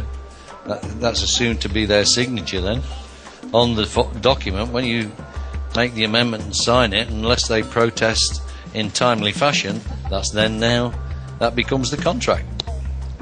Right. So, and the thing is timely fashion. Right. So if during that interview they offer you the job and they haven't objected to that, they haven't protested that change, well, they haven't protested in timely fashion. if they say, "Oh, we'll get back to you with the job," and they don't protest that change when they do get back to you to offer you the job, it's not done in timely fashion. They can, I mean, if they try and do it way down the track, sorry, pal, you didn't protest that amendment in timely fashion. So it's got to stand now. It's a contract. Well, I will keep that in mind as I run around in this world. You know, see, all these things are supposedly supposed to be done when you object to something in a court, which you don't object to, you protest it. It has to be done at the time. It's that's in timely fashion. In other words, you can't protest what the prosecutor said after he's made 3 more statements and go back and say, well, I protest that previous statement. It won't happen. They'll just say, go away. You do it right at the time he makes the statement, so you've got to be right on the ball. Sure. Anyway, carry on. Right. It's not like I could come back a week later and say, hey, you know what? This was said in court and I didn't think it. They're not going to listen to me. Yeah, that's not in timely fashion, you see, so there you go. Hence, not replying to, say, a notice within the 7 days allowed is not replying in timely fashion, and you go to automatic default judgment. Right. So You generate that default judgment, and it's automatic. It's not that they can contest that default. They can't. They're too late. So, continuing. Next question is education. And Yes. Yes. Yeah. Education. Well, here's the thing that I found interesting about it. It has 8 to 9 years, 10 to 11 years. You know, did you finish 8th to 9th grade? Did you finish 10th to 11th grade? Did you get your GED, your good enough degree? Did you get your high school diploma? Did you get your associate's degree? And then they ask if you got your BS, your MS, or your PhD. Well, I've got a BA. Bachelor of Arts. Right. Yeah. So they're asking, do you have a middle school education, a high school education? Do you have your post-high school education? Well, they give you little boxes to High tick school? then. Do you have a 2-year college degree, or do you have a Bachelor of Science, a Master of Science, or a PhD? So what I'm saying is, do they ask you to name your qualifications, or do they just say education, or do they give you little boxes to tick with these different they options? give you little boxes to tick. And that's what I read off. So I redacted the BA. So actually, a BA is not there, so you can't put that in, can you?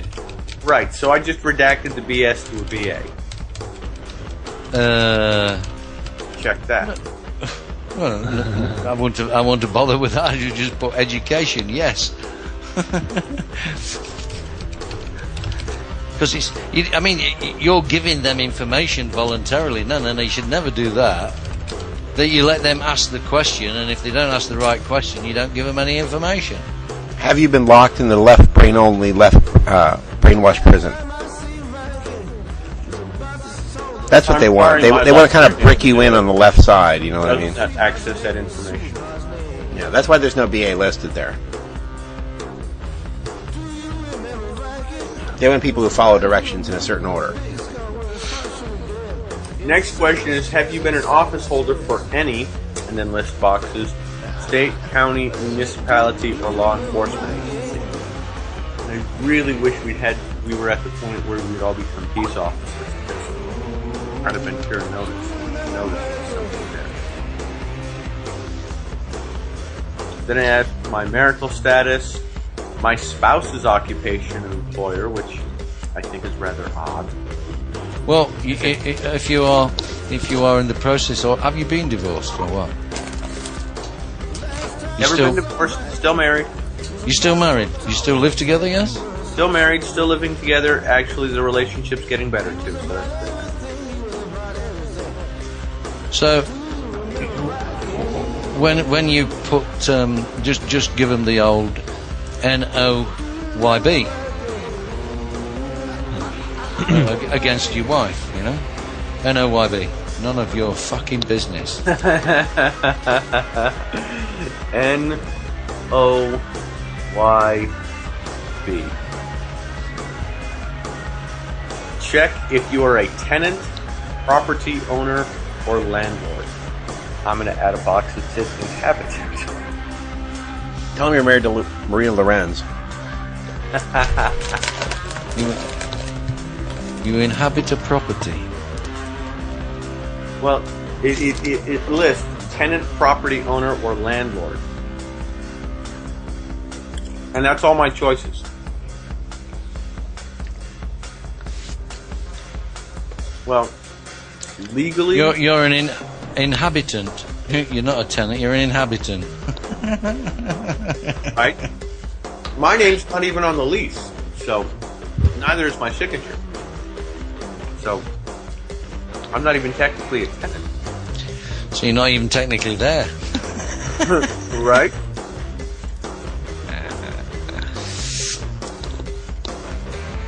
So, should I add in inhabitant and check that box? Yeah, put a little box, inhabitant, yeah.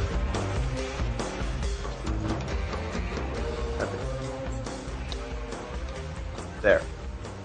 I'm not employed by Jackson County. Here's a question. Do you drive? No, I travel.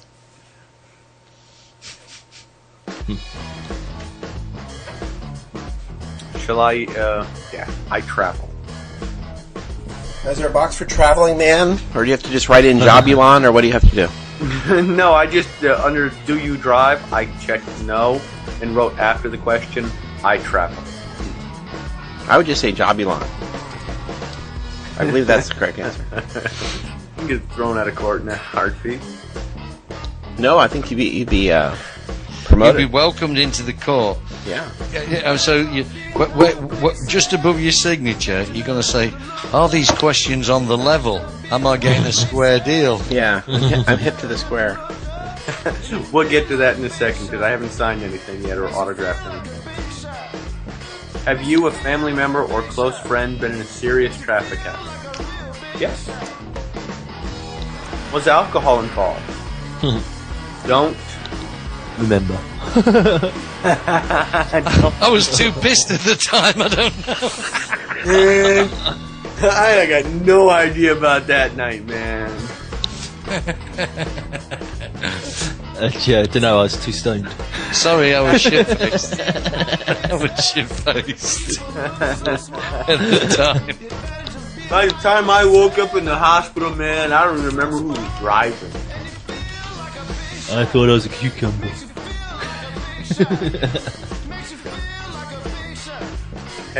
Here's one. Have you ever been a victim, witness, plaintiff, defendant in a civil or criminal suit? I've never worn a suit. Never? Only just shorts and a t-shirt. That's all I wear. Oh, you know, No suit. Barbados, I can understand. Yeah. I've never worn a suit. I have worn suits. They're not civil or criminal. Listen, they're speaking legalese. You're speaking English, so I've never worn a suit. What's a suit? Right? Ooh, that's it. What's a... S-U-I-T, remember? Yeah, that's S-H.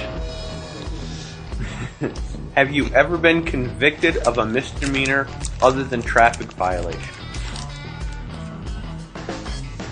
Well, we won't answer that question. Well, unknown. I was too pissed at the time. They haven't caught me yet. Yeah.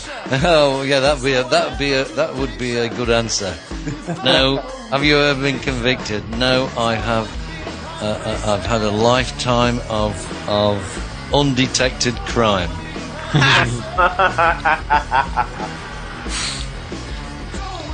Yeah. Tomorrow, the day after tomorrow, I'll wind up looking at my front door.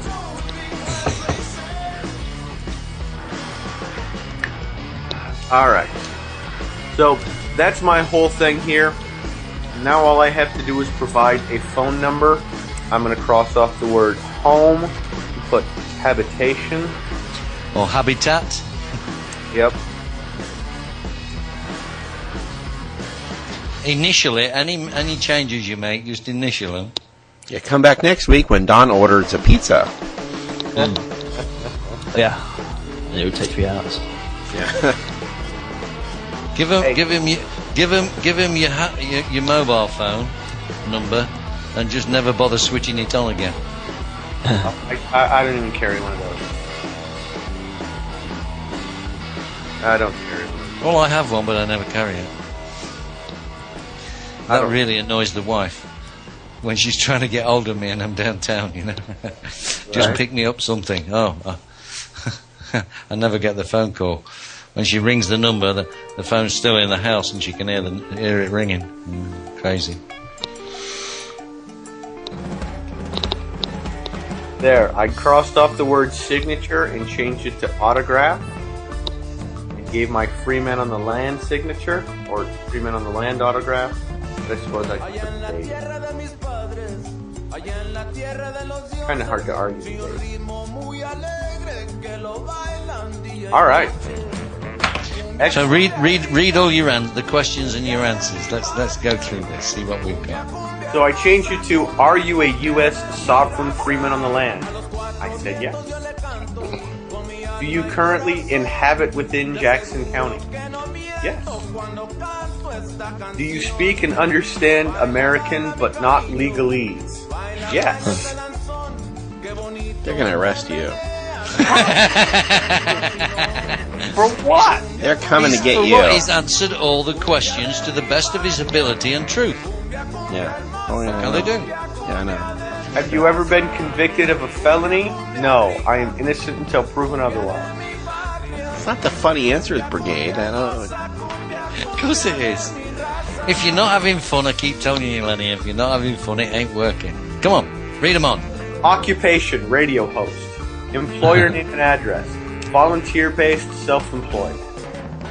Education, I redacted BS to BA and checked it.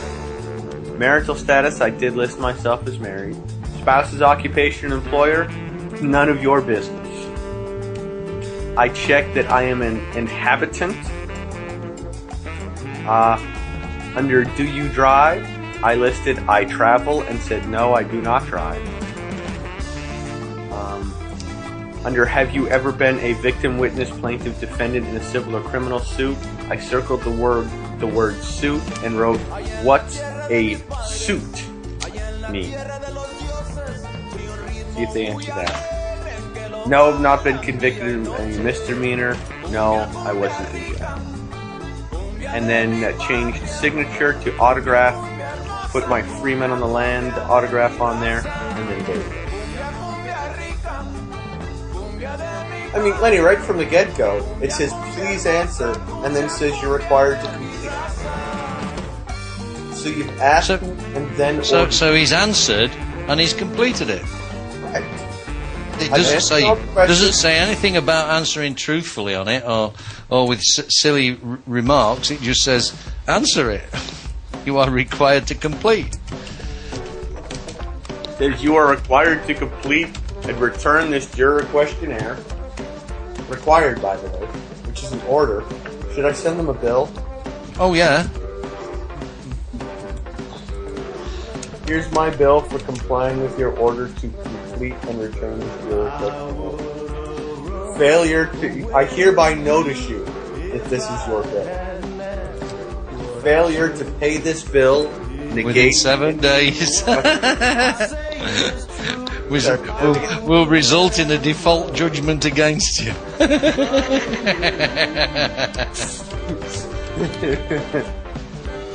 Ooh, I'm so doing that.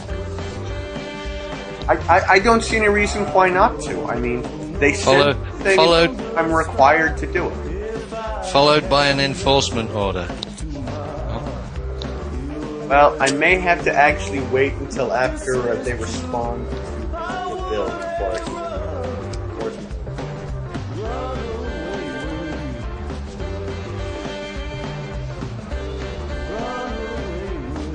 Yes, no, maybe. I'm considering arresting you. Why are you considering arresting me? Jeez, such a pain in the ass. You do, yeah, but Don doesn't consent to that arrest and claims he protests the duress being placed upon his person. Well, I just think it's ridiculous that I have to sit and fill out. Do you notice it wasn't placed upon his body? Yeah. Placed upon his person. It's capitalised Don. I just find it ridiculous that I even have to fill out a questionnaire to determine whether I'm eligible to be selected for jury.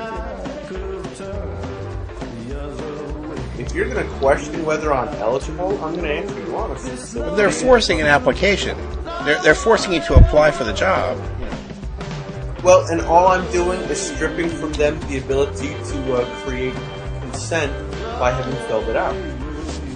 That's why if I send with it a bill and put them on notice that failure to pay the bill will result in default judgment against them by creating an obligation upon me that they failed to uphold their end of the contract on. You might put this obligation is a transaction of a security interest, and therefore, money is due. If we don't nip this thing in the bud in even the smallest moments, I mean, I could ignore this juror question and be like, I don't have to deal with this because I don't want to contract with you. Or I could just send them a notice back saying I do not want to contract and whatever else. But if we don't nip it in the bud by putting them on notice and forcing them, they're never going to learn anything. Yeah, I couldn't possibly sit in judgment on my fellow man. That's for the Almighty to do. Right? Exactly. And the judge not, lest ye be judged. Somebody comes and steals my property, I'll take it straight to him and say, hey, you took something that was mine that you shouldn't have. But they ignore what you do anyway. The Waco thing found everybody innocent, and they put them in prison anyway. All the people who survived Waco. Well, sure. The jury found them innocent. Right. So, just because it happened in the past means that we should give up now. The worst So thing what have you got? How have you answered all the questions on the reverse of the form? Yes, that's everything on both sides, other than the filling in previous occupations in the past 10 years. Previous occupations. Well, how about house husband? I've been more than that. Well, you can put that down as a previous occupation, house husband. Freeman, on the land, activist. Sovereign, a sovereign human being.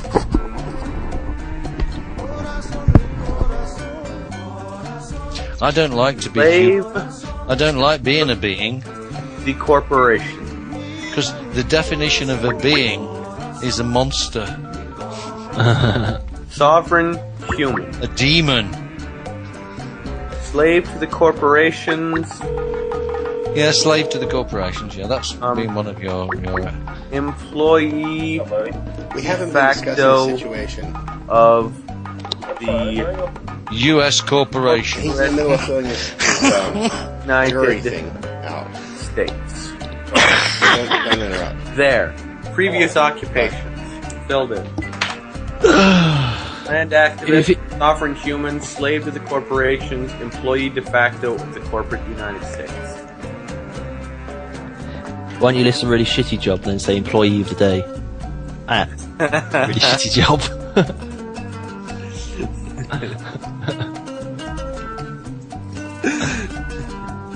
I don't know, cheesy chicken chips. Does it? Hey. In the food shop. Does it say you've got to fill it in English? It does not say that it has to be filled in English. Shit, if I'd have known that right at the beginning, I'd have told you to fill it in Klingon. Mexican. I don't speak Klingon, but I suppose Google's got a translator, right? Well, I think the key is putting it in Spanish. There is the Klingon Society, so that is the language of the Klingon Society. So you can easily sign up for free for the Klingon Society and then write it all in Klingon. There you go. Do you speak American? What language do you speak? Klingon.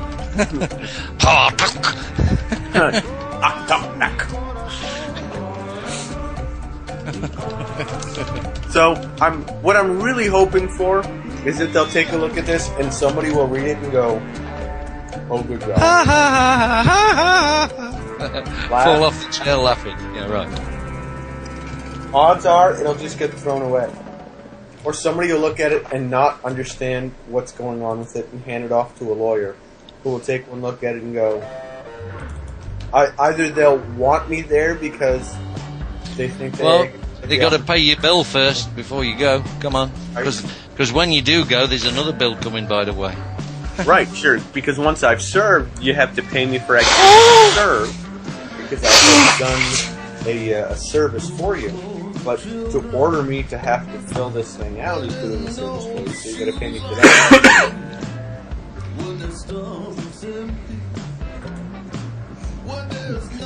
No doy mi consentimiento. Yeah, I can't say that fast enough for it to hold up in court. You know, I do not consent. I actually have to speak. Not that I think anyone in the courtroom would be able to contest whatever I say. Of the family Estado. What is it? Usted. That's the day.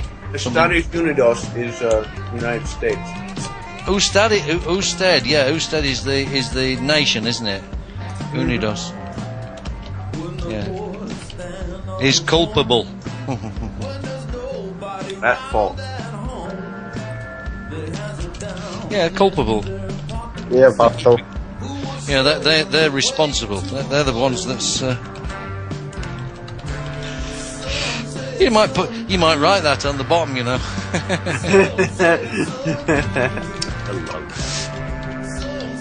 Banned in 12 countries and backed by popular demand, Slayer Todd. Never mind what we think.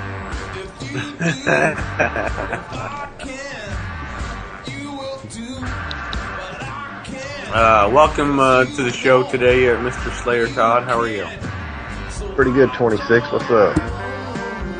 I am not a number. I am a free man. I am not a number. Welcome, number 6. 26. You've never watched The Prisoner? No. Patrick McGowan? No. In the Village? Good grief. Outrageous. I think in the Canadian version it's the Free Moron Society. The Oxymoron Society. Shady fucker. Definitely shady. I've been thinking that's the names.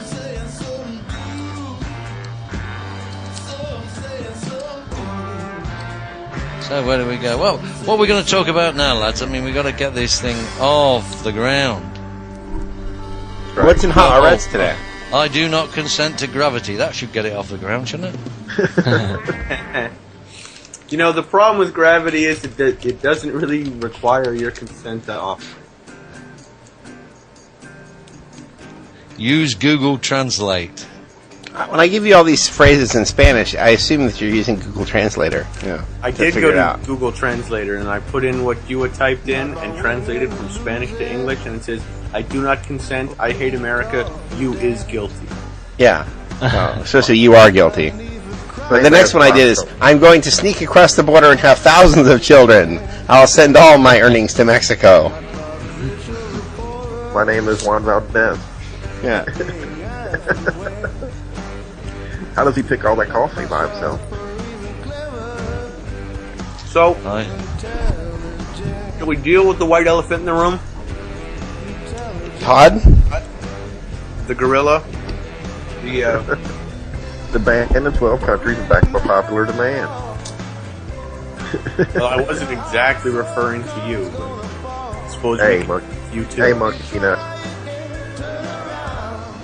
Did they get back in touch with you and work with you on your mortgage thing last night, Todd? For a little. Yeah. Did it? Was what they were saying and showing you making sense? Yeah. Good. Good. You want to give us just a little bit of a synopsis of what you guys talked about and give us an idea for where you're... Oh, gosh. I'll try. Do the best you can. I'm just gonna, I'm gonna write me up some papers, man. You know? In Spanish. Spanish. No, I'm just kidding. Control of your old credit. I gotta get me a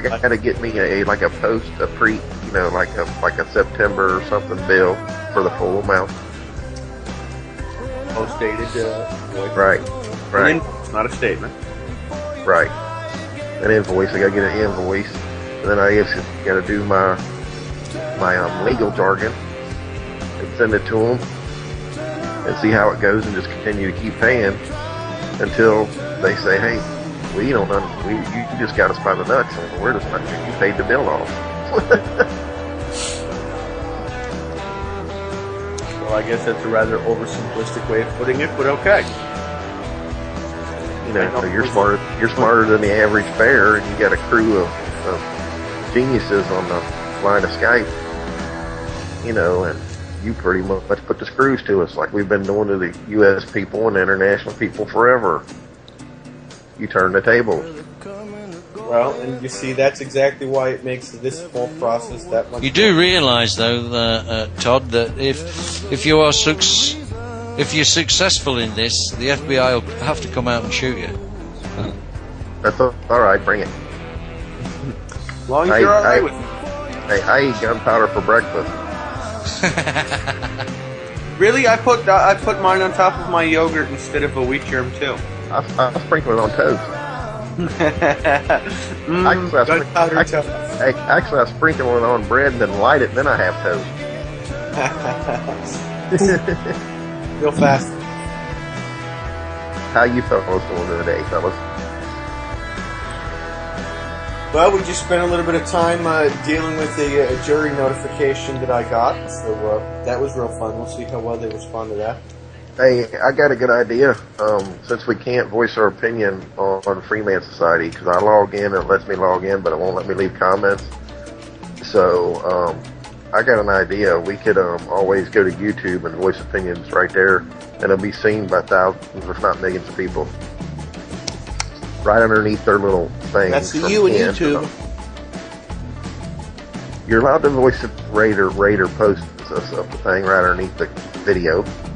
I tried, but every time I did a nice, eloquent speech, it wouldn't let me post it. It was timing out because I'm on an iPhone, you know.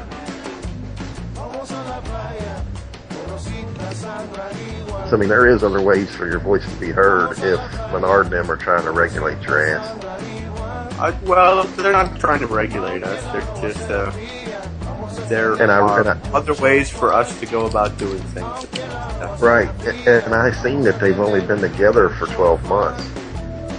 The Freeman Society is what it was saying. Well, I mean, look at what they've done in 12 months. If we've got a good start, look what we could do in 12 months. Make our own damn group. Who needs them?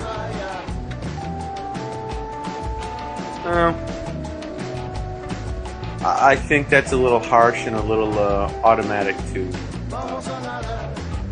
Not necessarily. Not if the hierarchy is fucking acting Jewish.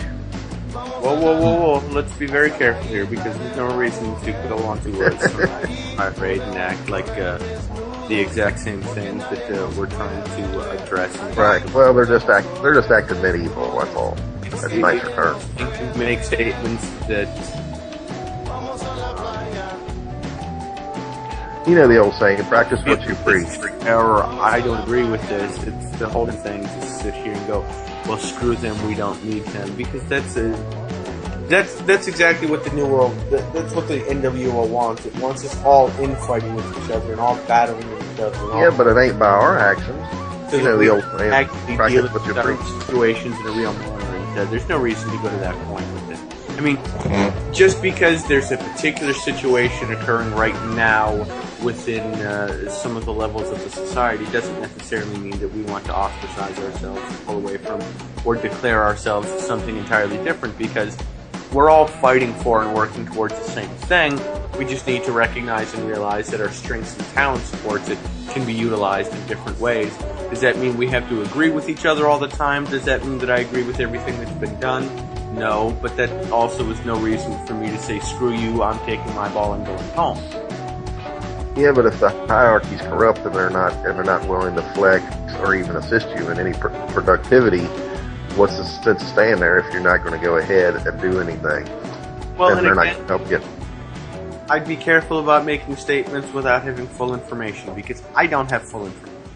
I don't know what they are willing to do and are not willing to do. I don't think it's discussed on air, as it were, because it really only affects the internal elements of the show and not Right, yeah, I know. Podcast. It's hard to be humble. Well, it's hard to be responsible, too. But part of being responsible is understanding where limits need to be imposed. Right. But, you know, it's practice what you preach, too. Sure. No, I agree completely and totally.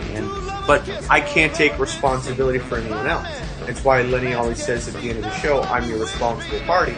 Not because he's responsible for all of us, but because he is responsible for himself and he's acceding to that. I'm my own responsible party. You are your own responsible party. No one else can be held to account for the actions that you take unless they can consent or choose to do, or you allow them to. So it's difficult to sit here and make comments and make a bold brash. We'll just have to let it pan out. You know, that's the old saying, let it pan out and see how it goes. Just keep plugging away and working away at doing what we're doing, which is fighting a new world order and sharing Freeman ideas with as many people as we possibly can. Right. Which is what we're here for. And if it means you got to stand alone, you got to stand alone. Well, no matter if the people who are running the website agree with what we say, it doesn't change what we say or why we say what we say. So yeah, I understand that. Stand on our own 2 feet. We don't need to turn around and kick the feet out from underneath somebody else just because we might not agree with or like what's going on. Yeah, but it's hard for me to send $200 for a current, thing that's going and see how they do people. It's hard for me to send $200 to somebody. Well, and that's a choice you have to make based upon your own decisions, and not something that I think we need to use the platform of this show to use. Well, I'm just, I'm just honest. So people have to make their own decisions and their own choices, and because we all are working towards the same thing, because we all are focused on trying to make positive changes and working towards getting rid of the statute maritime law system controlling things on the land, and because we are all fighting this new world order corporate corrupt system that's going on, it's necessary for us to accept where our differences lie and do what we can to enhance each other's strengths. Right. Tune in tomorrow for more cryptic insider conversation where we will not tell you what we're talking about. Thank you for this segment here, Don. How is that cryptic? Hey, he said maritime. Isn't that? Is there any more subtext you can lay in? Hey, I'm just saying that you said maritime. Isn't that water? Yes, maritime. Well, then how are you defending the land if you're talking about water, crackhead?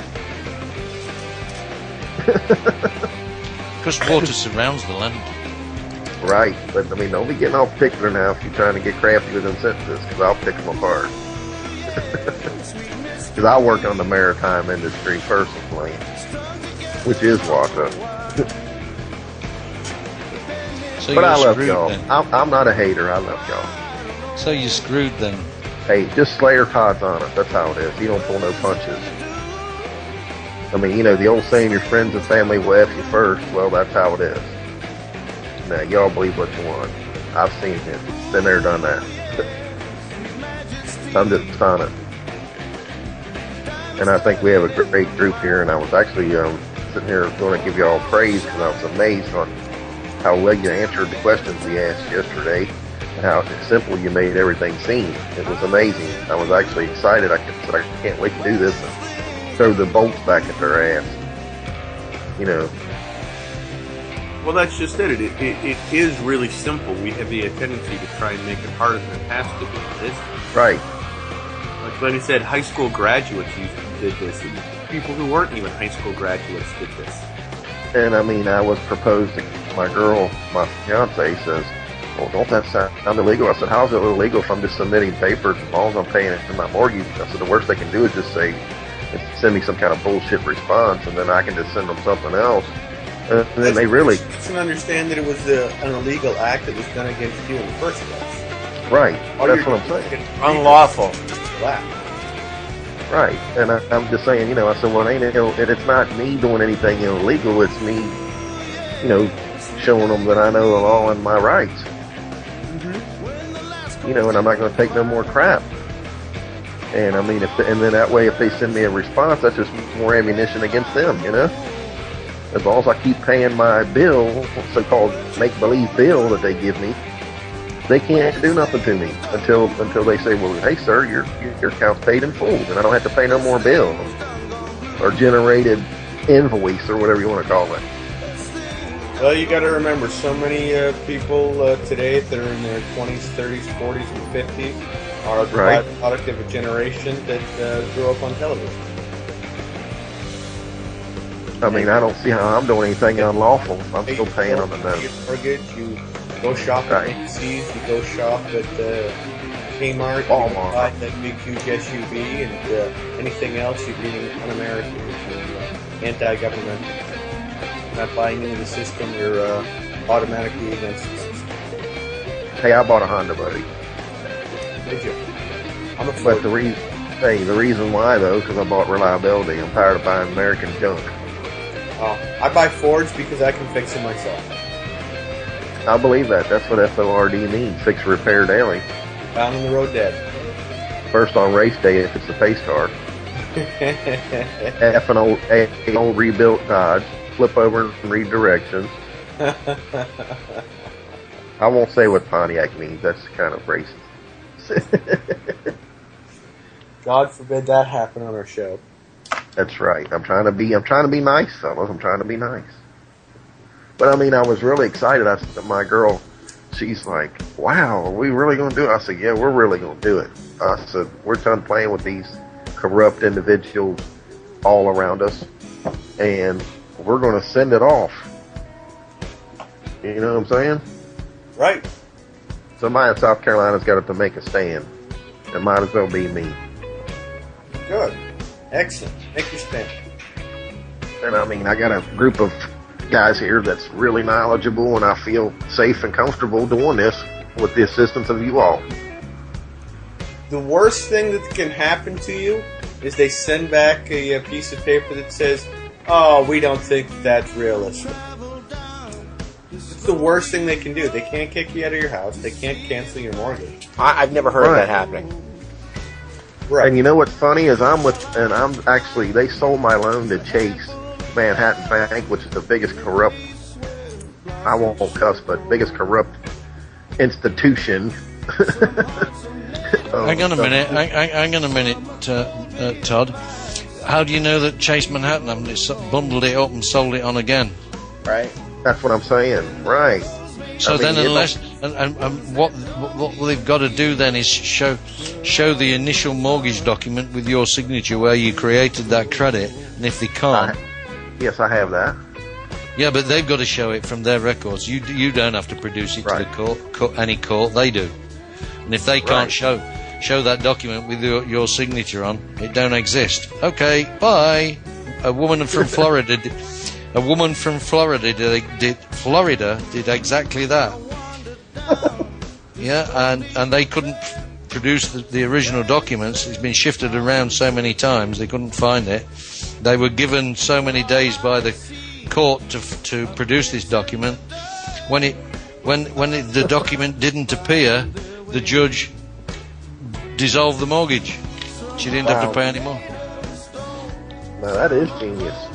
Yeah, That's just knowing your rights and knowing how to exercise them. precisely. The burden of proof that this mortgage exists is not on you, it's on the mortgage or not the mortgagee. You know, Right. it's on the plaintiff, not no. Right. You know, so hard luck, pal. You know, you produce this document, then I'll pay you. Yeah, because I mean, my mortgage is $850 on 130 or 128,000. Okay, which is 5.5% interest, which is pretty good. Okay, but now and then I'm when I pay it, and it's like 600 goes to the bank for my interest, and only like 150 goes for the daggone loan itself. Yeah, to pay off the principal. Yeah. 12-year, or is that a 30 or 35-year mortgage? It's a 30. Which means by the time you pay your house off, I'll be pushing daisies. $306,000 for Oh a yeah, $8,000 house. more than double, which is a farce and ridiculous. Yep. You paid. I took a 10-year mortgage on my place and paid it off in 3 years, and then the bank wanted a huge lump of money because they'd loss of profit and loss of interest. Cheeky bastards. Imagine that. It's your fault that they lost money. Yeah, because I paid it off early. Yeah, right. Right, that just means you're smarter than the average bear, that's all. CC. Credit I card. know what that CC means. That means cruise control, don't it? Because you're on cruise control, I can tell. Absolutely. Since a few days ago, this little revelation came to me, and I thought, you know what, they can do what they like. They ain't going to affect me. They can batter me. They can do Right. this, but inside, it's still going to be me, and screw you. And I started having real fun. Right. Yeah. And just really, I've been doing things for other people, but basically just taking the piss out of all these so-called authorities. Right. And the more you mess with them, then eventually they'll get the message that, hey, we can't screw the man no more, or woman, or child. You know, we can't screw the pooch, as they say. Yeah. Well, Well. like we were talking about yesterday, this scares them more than any amount of guns that you could have in your house. Right. It's They legal would rather ammunition. you have guns in your house than you be armed with a full and complete. You see that? I mean, there is a sort of movement that an audio-video record of an event is better than a gun. Always. You know, right. Yeah. So. Yeah, I mean, these yeah. things nowadays are so easy and so small. You can carry them with you wherever you go. Just sling. And they're so cheap. You just sling one in the car, in the car glove box. Yeah, I got a recorder that's as big as a pack of 25-cent gum. Yeah, You know, 5 and then- pieces of and gum. You see the blues and twos behind you, and you go pull over, and the Click. cop gets and click, and you start filming him as he's walking towards you. Yeah, because any proof will help you, because they always lie as usual. And I can assure you now, they have the same little recorder in their pocket, and anything you say to them, they record everything you say. And if you're not guilty until proven, until you're innocent until proven guilty, then why are they recording what you say if you have not committed a crime yet? Well, they're alleging that you've committed a crime, say Right. speeding. All right. Allegedly. Allegedly, yeah. They are going to allege that you have violated a code or what have you. It doesn't really matter. Of course. Yeah. So There's such a system of questions you can ask them when they pull you over. yeah, like why the fuck did you stop me, officer? Well, you Yes, don't you dirty, for that. dirty bastard. Oh no, we have to have great respect for these gentlemen of peace. Of peace. Of Stuff when they ask you know why they're trying to be all friendly. Do you know why I pulled you over this evening, sir? Are you acting as a peace officer? Yes. Well, then I have no idea why you pulled me over. I wasn't breaking the peace. Well,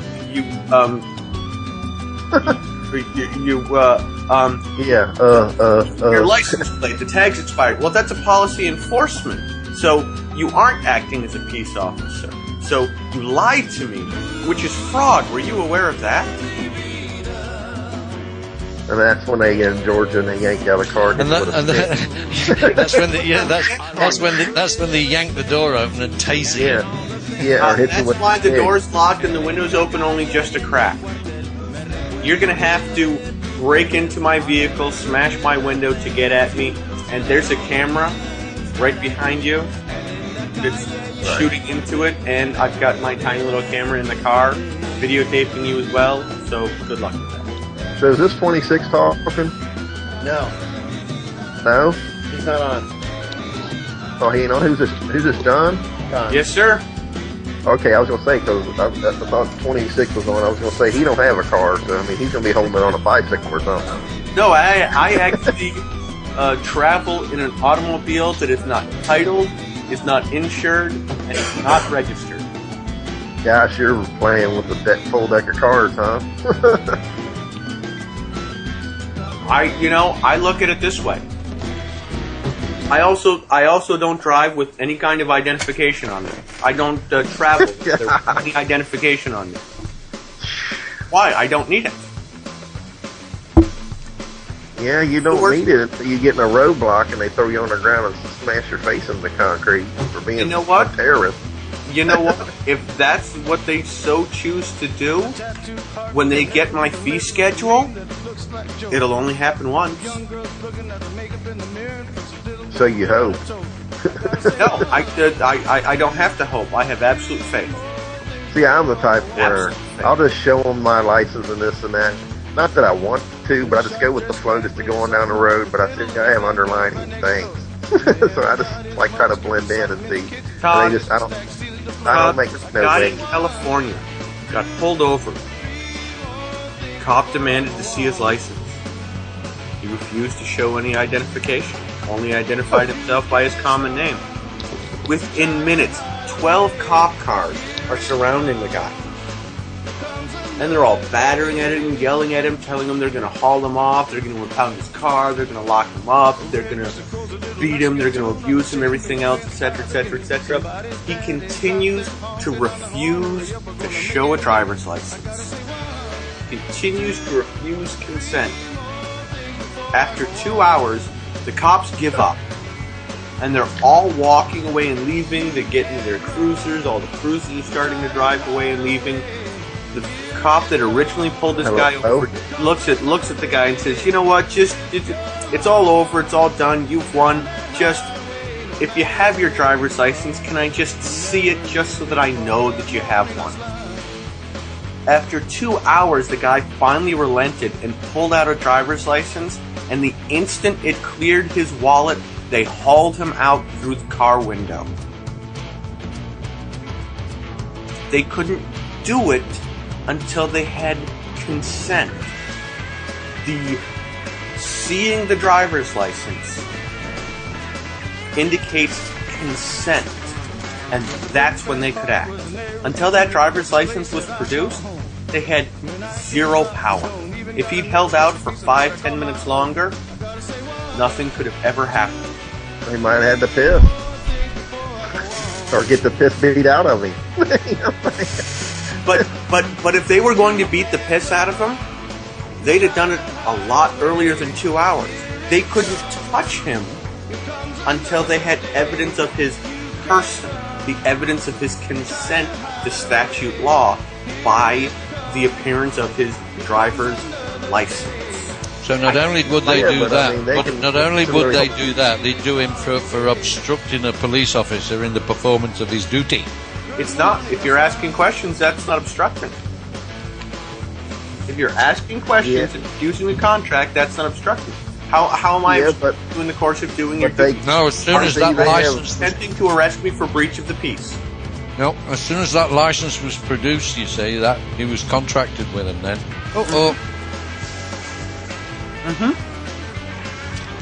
then the charge of obstruction comes into play. Well, see, now here's the deal on that. Right. Here's the deal on that. They don't. Okay, you sit there for 2 hours and you don't show them your license. What they do is they leave and they just have a guy sit there and watch you the whole time. And then when the shift is over, another guy sits there. Eventually, you're going to want to get out of the car or something. Unless you carry bottles to use the restroom or something to drink. That's theoretic, and I've never seen it happen. I've had a cop follow me down the road, and I've pulled into a parking lot and stopped the car and gotten out of the car and stood there. And the cop sat there on the street and sat there and waited. And I've stood right next to my vehicle. And I've stood there and watched them. And after about 10, 15 minutes, the cops just leave. They don't have time. They're not going to waste that much time on something. Yeah, but now what part of the country do you live in? Kansas? No, I live in Michigan, not that far from Detroit. Hey, you try that jazz and they'll beat you down with a stick. I can tell you that now. You know what? And that's fine. If it happens to me there, and they beat me down with the stick, they get slapped with my fee schedule too. So how are you riding with no plates or nothing? Oh, I didn't say that there wasn't a plate on the car. Well, okay, well, what kind of plate do you have on there? That's a good show discussion. Oh, I have no Well, I idea. mean, what does it look like? It's the handwritten? Michigan license plate with an expired tag on it from a previous vehicle that I owned. With an expired tag. God, woo, they like you, man. I don't worry about it. Tags. I had a sheriff's officer behind me on Sunday morning. I had a sheriff's officer behind me on Sunday morning, close enough to read my tags and everything else. Pulled around past me and drove away. I had a sheriff's officer ask me my name, and I gave him my common law name and my Freeman name, and accidentally gave him my address, and he told me that my driver's license was suspended. I said, okay. Yeah. He goes, can I see your license? I said, I'm sorry, I don't have one. You can't see if it's suspended. Well, here's the thing. The court tells me I have a suspension on my driving record. So let's look at what those words mean. A suspension means a hold. So I have a hold on my driving, which is to operate a motor vehicle for a commercial enterprise. So I have a suspension on my operation of a motor vehicle for a commercial enterprise's record, which is a total accounting of everything that's been done in that case. So you've suspended my driving record, or you basically put a hold on the entirety of my entire time operating a motor vehicle that I've made money off of, which is never. So basically you've told me that you've got a hold on nothing. So what am I worried about? Yeah, but see, not everybody knows that. Yeah, well, fortunately enough for me, I do. And all you have to do is ask questions. Well, your driver's license is suspended. I'm sorry, I don't understand what that means. Well, it means you can't. What does drive mean? When they say you broke the law, okay, what law? Well, ignorance of the law is no excuse. You're right, officer. It is no excuse, except you're using an ignorance of the law as an excuse to tell me that I've broken the law. Can you please tell me what law I've broken? And you know he's going to show you? He's going to say, do you know what a PR-24 is? And you're going to be ignorant and say, what is that? And he's going to crack you in the head with his billy club. He can't, because I'm still in my vehicle. That's what a PR-24 is. See, so you got to know what they're using against you. He cannot enter my vehicle for any reason whatsoever, and he knows that. He can't just crack me upside the head, especially if my window's only open and is only cracked just enough so that I can converse. Because there's nothing obligating me to roll the window all the way down. You don't have to crack you in it. Just roll your window spray down. in the face. Say, no, I can speak to you just fine through here. Thank you very much. Yeah. I can hear you just fine. Why do I need to open it further? Exactly. And if he says, "Well, I can't hear you," you say, "Well, I'm not giving you the opportunity to violate my lawful rights." Precisely. Get lost. Precisely. So. Then he sprays you with pepper spray and yanks you out of the car. If you spray me with pepper spray, first you're going to have to get it close enough. That's an assault. Before I can get the window closed. Plus, my doors are locked. You're going to have to violate my. That's an assault. That's an assault with a noxious substance. Yep. They can't do that. Hey, they can't do that, but they commonly do. They commonly do that, but generally only in situations in which. So now, if I were to sit there and say, "Fuck you, you stupid pig! What the fuck's wrong with you? Why you bugging me? I don't understand why you're gonna fucking pull me over."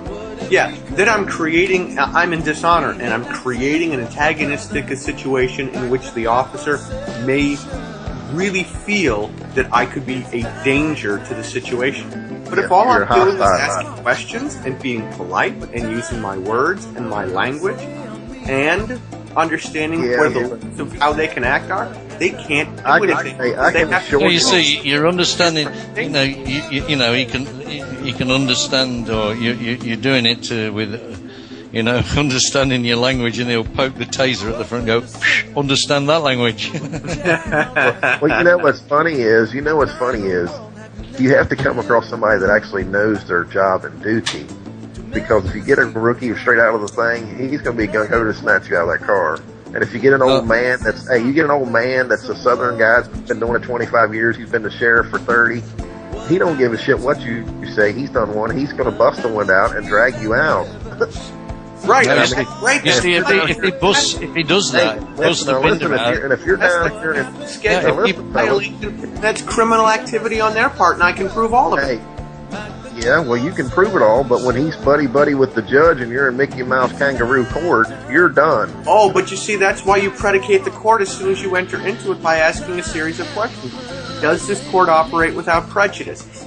Is this a common law court? Are we all equal? And he'll say, yes, it sure is, and then he'll put you in jail. Nope. No. Todd, you see, with the way you do your defense, you ask the questions, you note the answers, and make sure that they note the answers on the record. Right? Have them repeat it back. Have them repeat it back to you, every statement. For the benefit of the court, please repeat that. So everything, all the pertinent bits that you are, if you like, inviting them into to make another mistake. And as soon as you found, you're going to be found guilty. So you ask the court to arrest the execution of sentence until you file your appeal, and then you demand that you get all that court record and show all the mistakes to a higher court and say, look, that's what they did there, that's nonsense, you know it, I know it, and everybody does. That's nonsense. This is a complaint predicated on a falsehood, and it can't invoke the jurisdiction of the court. Throw it out, please, Your Honour. There you go. And if they refuse to, once you go to a higher court still. You appeal to the higher court, and the sheriff is going to be buddy-buddy with the higher court, and take it all the way to the Supreme.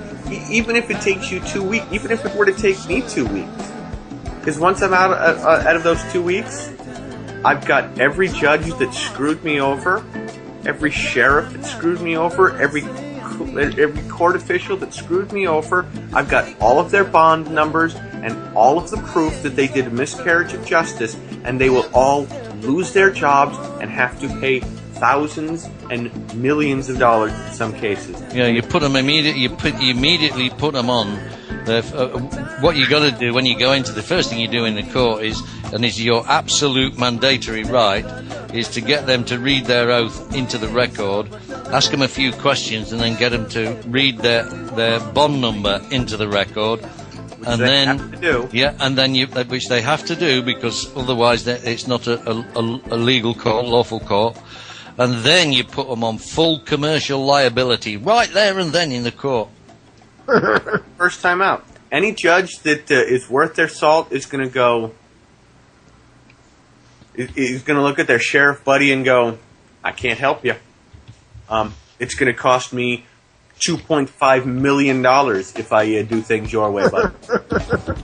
So, not happening. Just because I'm married to your sister ain't worth nothing. ain't worth $2.5 million out of my own pocket and losing my license to be able to be a judge. Yes. No, ain't you glad I come on the show, because I make it. We learn stuff when I get on here. Well, you ask questions that people want answers to, and I'm glad that we can help out and provide them. and if all else fails, your final, just before judgment is given, the final act you're going to do is appoint the judge as your fiduciary counsel. Another thing he cannot fucking refuse as a member of the Law Society. He has to accept that fiduciary counsel. That means he's got to prosecute you and defend you at the same time. Yep, because fiduciary counsel means he has to look out for your interests. That's the interest. How can he advocate against you if he's looking out for your interests? And you know what he's going to do? He's going to say, just dismiss this shit. I don't need this headache. Done and done. Exactly. And that's really what you're looking for, is to have these miscarriages of justice and these violent acts against humans eradicated by virtue of their total and complete fraud. Well, all you got to do is show that you know the law well enough to find remedy against all their little ploys. If you show them you could find remedy against several of their little tricks, they're going to go, oh, we don't want fuck all to do with this. We're going to end up in deep shit with lots of money to pay out. Right. Yeah. Because this guy's going to let us have it. Well, you see, they rely on the general population's ignorance of the system. I mean, who when he gets a traffic ticket bothers to read the act or the ordinance concerning the traffic on that particular street? Never mind, because different areas of the city. Yeah, I mean, there'll be different rules for a freeway to an urban street. So you need to understand where you were stopped.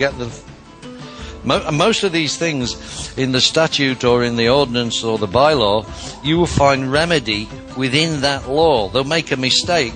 So when you go to the court, you focus on the mistake that you find in the law. You actually go hammering after that, and they can say what they like. Yes, judge, but look, there's an error there. That's not right. That's not true. And if that's not true, then this whole case is based on a falsehood. Yeah, it's on a falsehood. Well, and a falsehood cannot. It's masquerading as a complaint, and if it's masquerading as a complaint, this falsehood, it can't invoke the jurisdiction of this court. What are you going to do about it?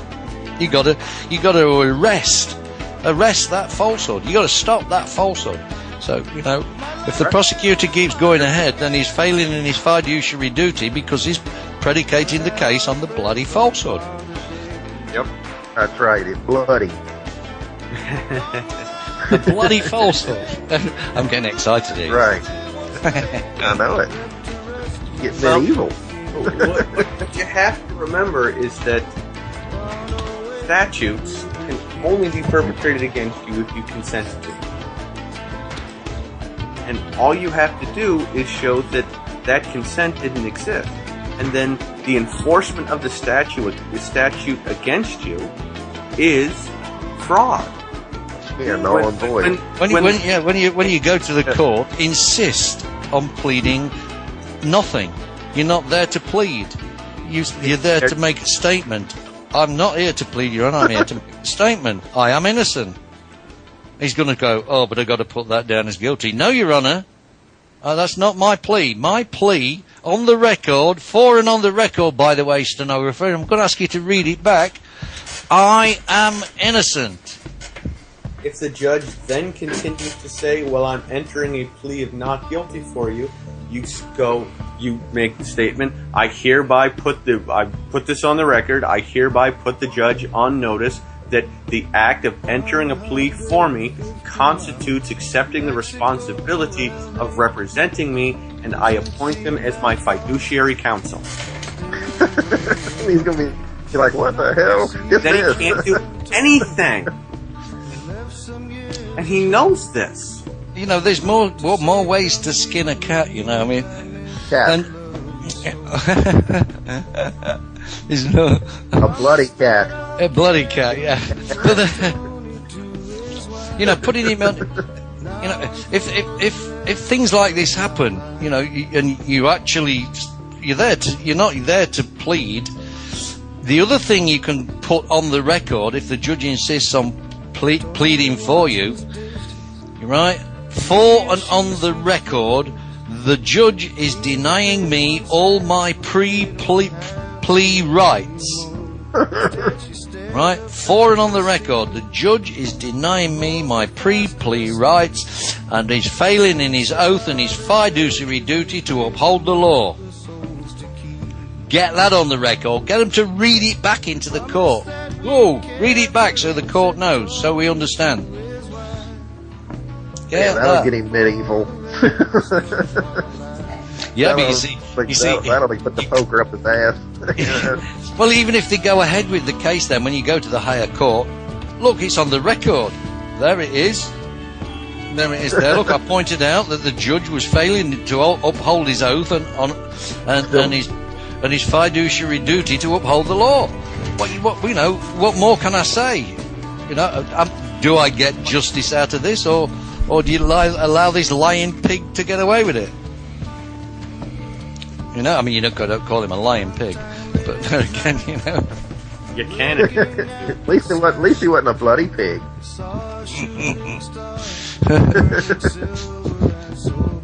Cut it back, Mike. Cut it. No, you said it.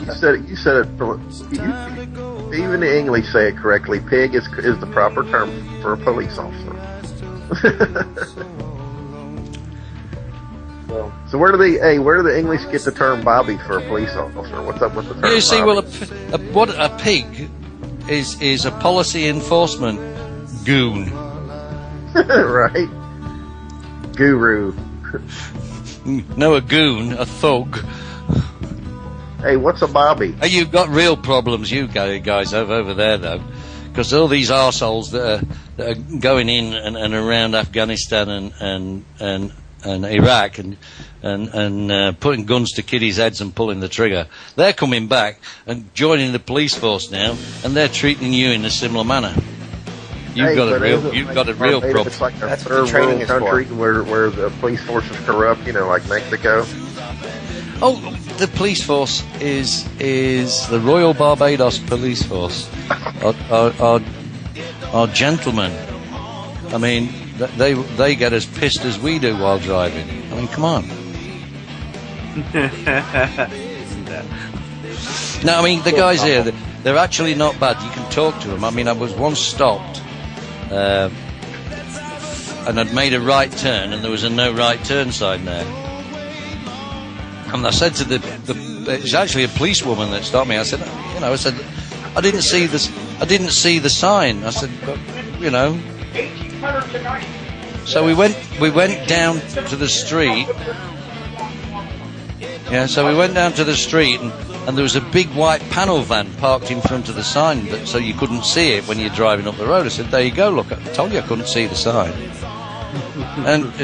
And she walked across the road, and I walked across, and another car did exactly the same thing, and she pulled him into took all his detail.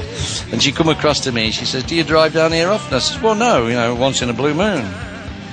She said, well, my fingers are tired now, she said. I can't be bothered to write the ticket out, she says. I've got my eye on you. Be careful. Drive carefully on your way. My fingers are tired now. Ooh, she's doing you such a favor. Yeah, that's what she said.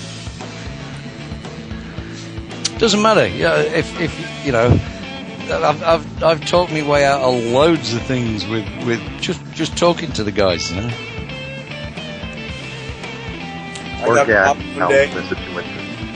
You wouldn't be able to talk to an English copper like that, or an American cop. They just wouldn't stand there to take the time to talk to you. They just give you their little orders and think they're God Almighty and. Yeah, but they're in Barbados, Okay, buddy. Why be that antagonistic about it? Oh, they got other tickets to write nowadays. Right. A month they got a quota to get like 30 people in order to pay for their gas for the rest of the year. I mean, the other difference is, of course, we run a bar restaurant. The coppers used to come in and drink in the bar. Well, don't give a shit whether they're on duty or not. Well, that was my question. Whether on duty or not? Oh, both. Don't matter. And then they'll have 7 or 8 beers, definitely unsteady on the feet, jump in the car and drive off. But now, if you do that, that's unlawful. Well, it's not unlawful here because they don't have any drink driving laws Where? in Barbados. Oh, okay. Well, that's because you all drink rum. Yeah, there's no drink driving law. It's a different situation. It's such a small island. It's people. But if you were doing like 60 miles an hour in Barbados, you'd be from one end of the island to another in like what, 20 minutes? Yeah. I mean, precisely. Any opportunities to, accidentally be doing 90 miles an hour at 35. Well, it's only 21 miles long at its longest and 14 miles wide at its widest. You barely have enough time to get some of your vehicles up to a speed fast enough to be out of jumping. Right. My dad had a bigger farm than that. All right. You know what it is. Everybody rides motorcycles on one wheel. Oh, actually, there's only 220,000 people live on this island. There's about 500,000 cars. 2 cars per people? Wow. Well, they got to have one to keep the other one running because every part's imported. Yeah, every part is imported and it costs a damn fortune. So you got to have What do you drive, CC? A Nissan Pathfinder 3.3 SUV. Yeah, you got something reliable, huh? Oh, it's a beautiful motor. Really is nice. It floats over the ground. It's so comfy, and the driving is just effortless. Yeah, it wouldn't last 2 Michigan or something. Hey, you got to have Toyota or Nissan or Honda for reliability. Well, I've never had anything go wrong with it yet. And Knock on wood. Yeah, I'm touching wood now. Definitely touching wood now. We don't need what you're doing in your spare time like that. Hey, and Kate, well, technically he's knocking on coconuts. Oh, I can't knock on coconuts. It hurts. I have a problem. I am allergic. I'm allergic. Coconut? Yeah, I'm allergic to coconut. I can't eat it. Can't even have the oil or anything, palm oil or anything in soap. I can't touch it. I break out in hives. I'm absolutely violently allergic to coconut. Okay, don't tell us that. Now we know how to take you out. Discovered the CCs. Write that down. The CC cure. Tonight. Yeah. He gets too bloody and slimy. We'll just drop him a little cocoa seed, and he'll be kicking daisies. So there we go. I've just given the FBI the know-how just to paint a bit of coconut on me when they torture me. When they torture me, down, put cocoa butter on you, and you're gonna fall over dead. When they take me to Gitmo, I'm a sucker. Yep. Imagine the sad FBI agent that has to listen to this show and take notes. You're like, God, these guys are just ruthless and don't care, and they got their own agendas. And that Barbados guy's just out there, man. Well, the FBI can't pay any attention to the Barbados guy that's outside the jurisdiction. No, I don't consent to him paying attention. That's good. Excuse me a moment. He's got to get some tea and a crumpet. I appreciate your questions today, Todd. I know we have a tendency to discuss some of these issues. Sometimes it's important to take a fresh look at them or have somebody who re-ask questions from a different standpoint, a different point of view. The hope is always, of course, that we're reaching people for whom this is new information. Right. Yeah, that's the whole name of the game. We got to make the show interesting, and we got to do different aspects of different questions. Therefore, everybody sees the full answer. Well, you're a host of personalities all by yourself. That's right. I'm a whole ball of wax. We can mold you, we can shape you, we can stick a wick in you and light you. It's all good. Hey, now you sound like the New World Order. If he dips his wick, he's got to pay for the candle wax. That's only if you don't write your name.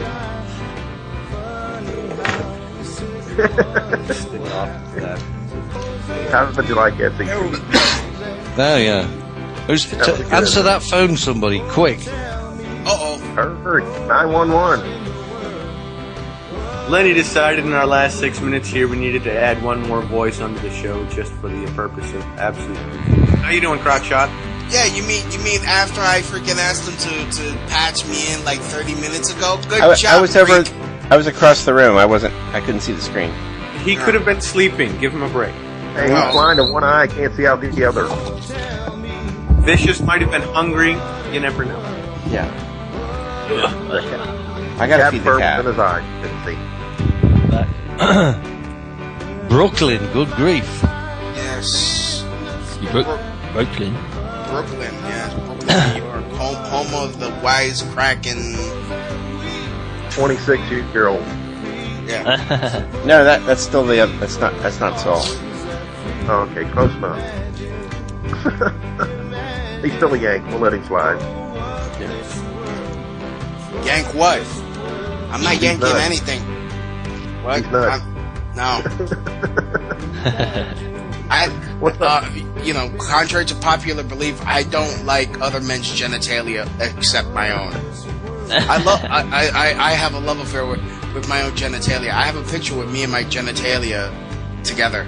Actually, well, you know what the definition of your genitalia is.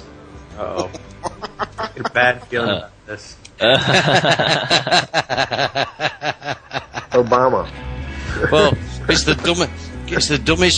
dumbest part of your body because it's got a head with no brain.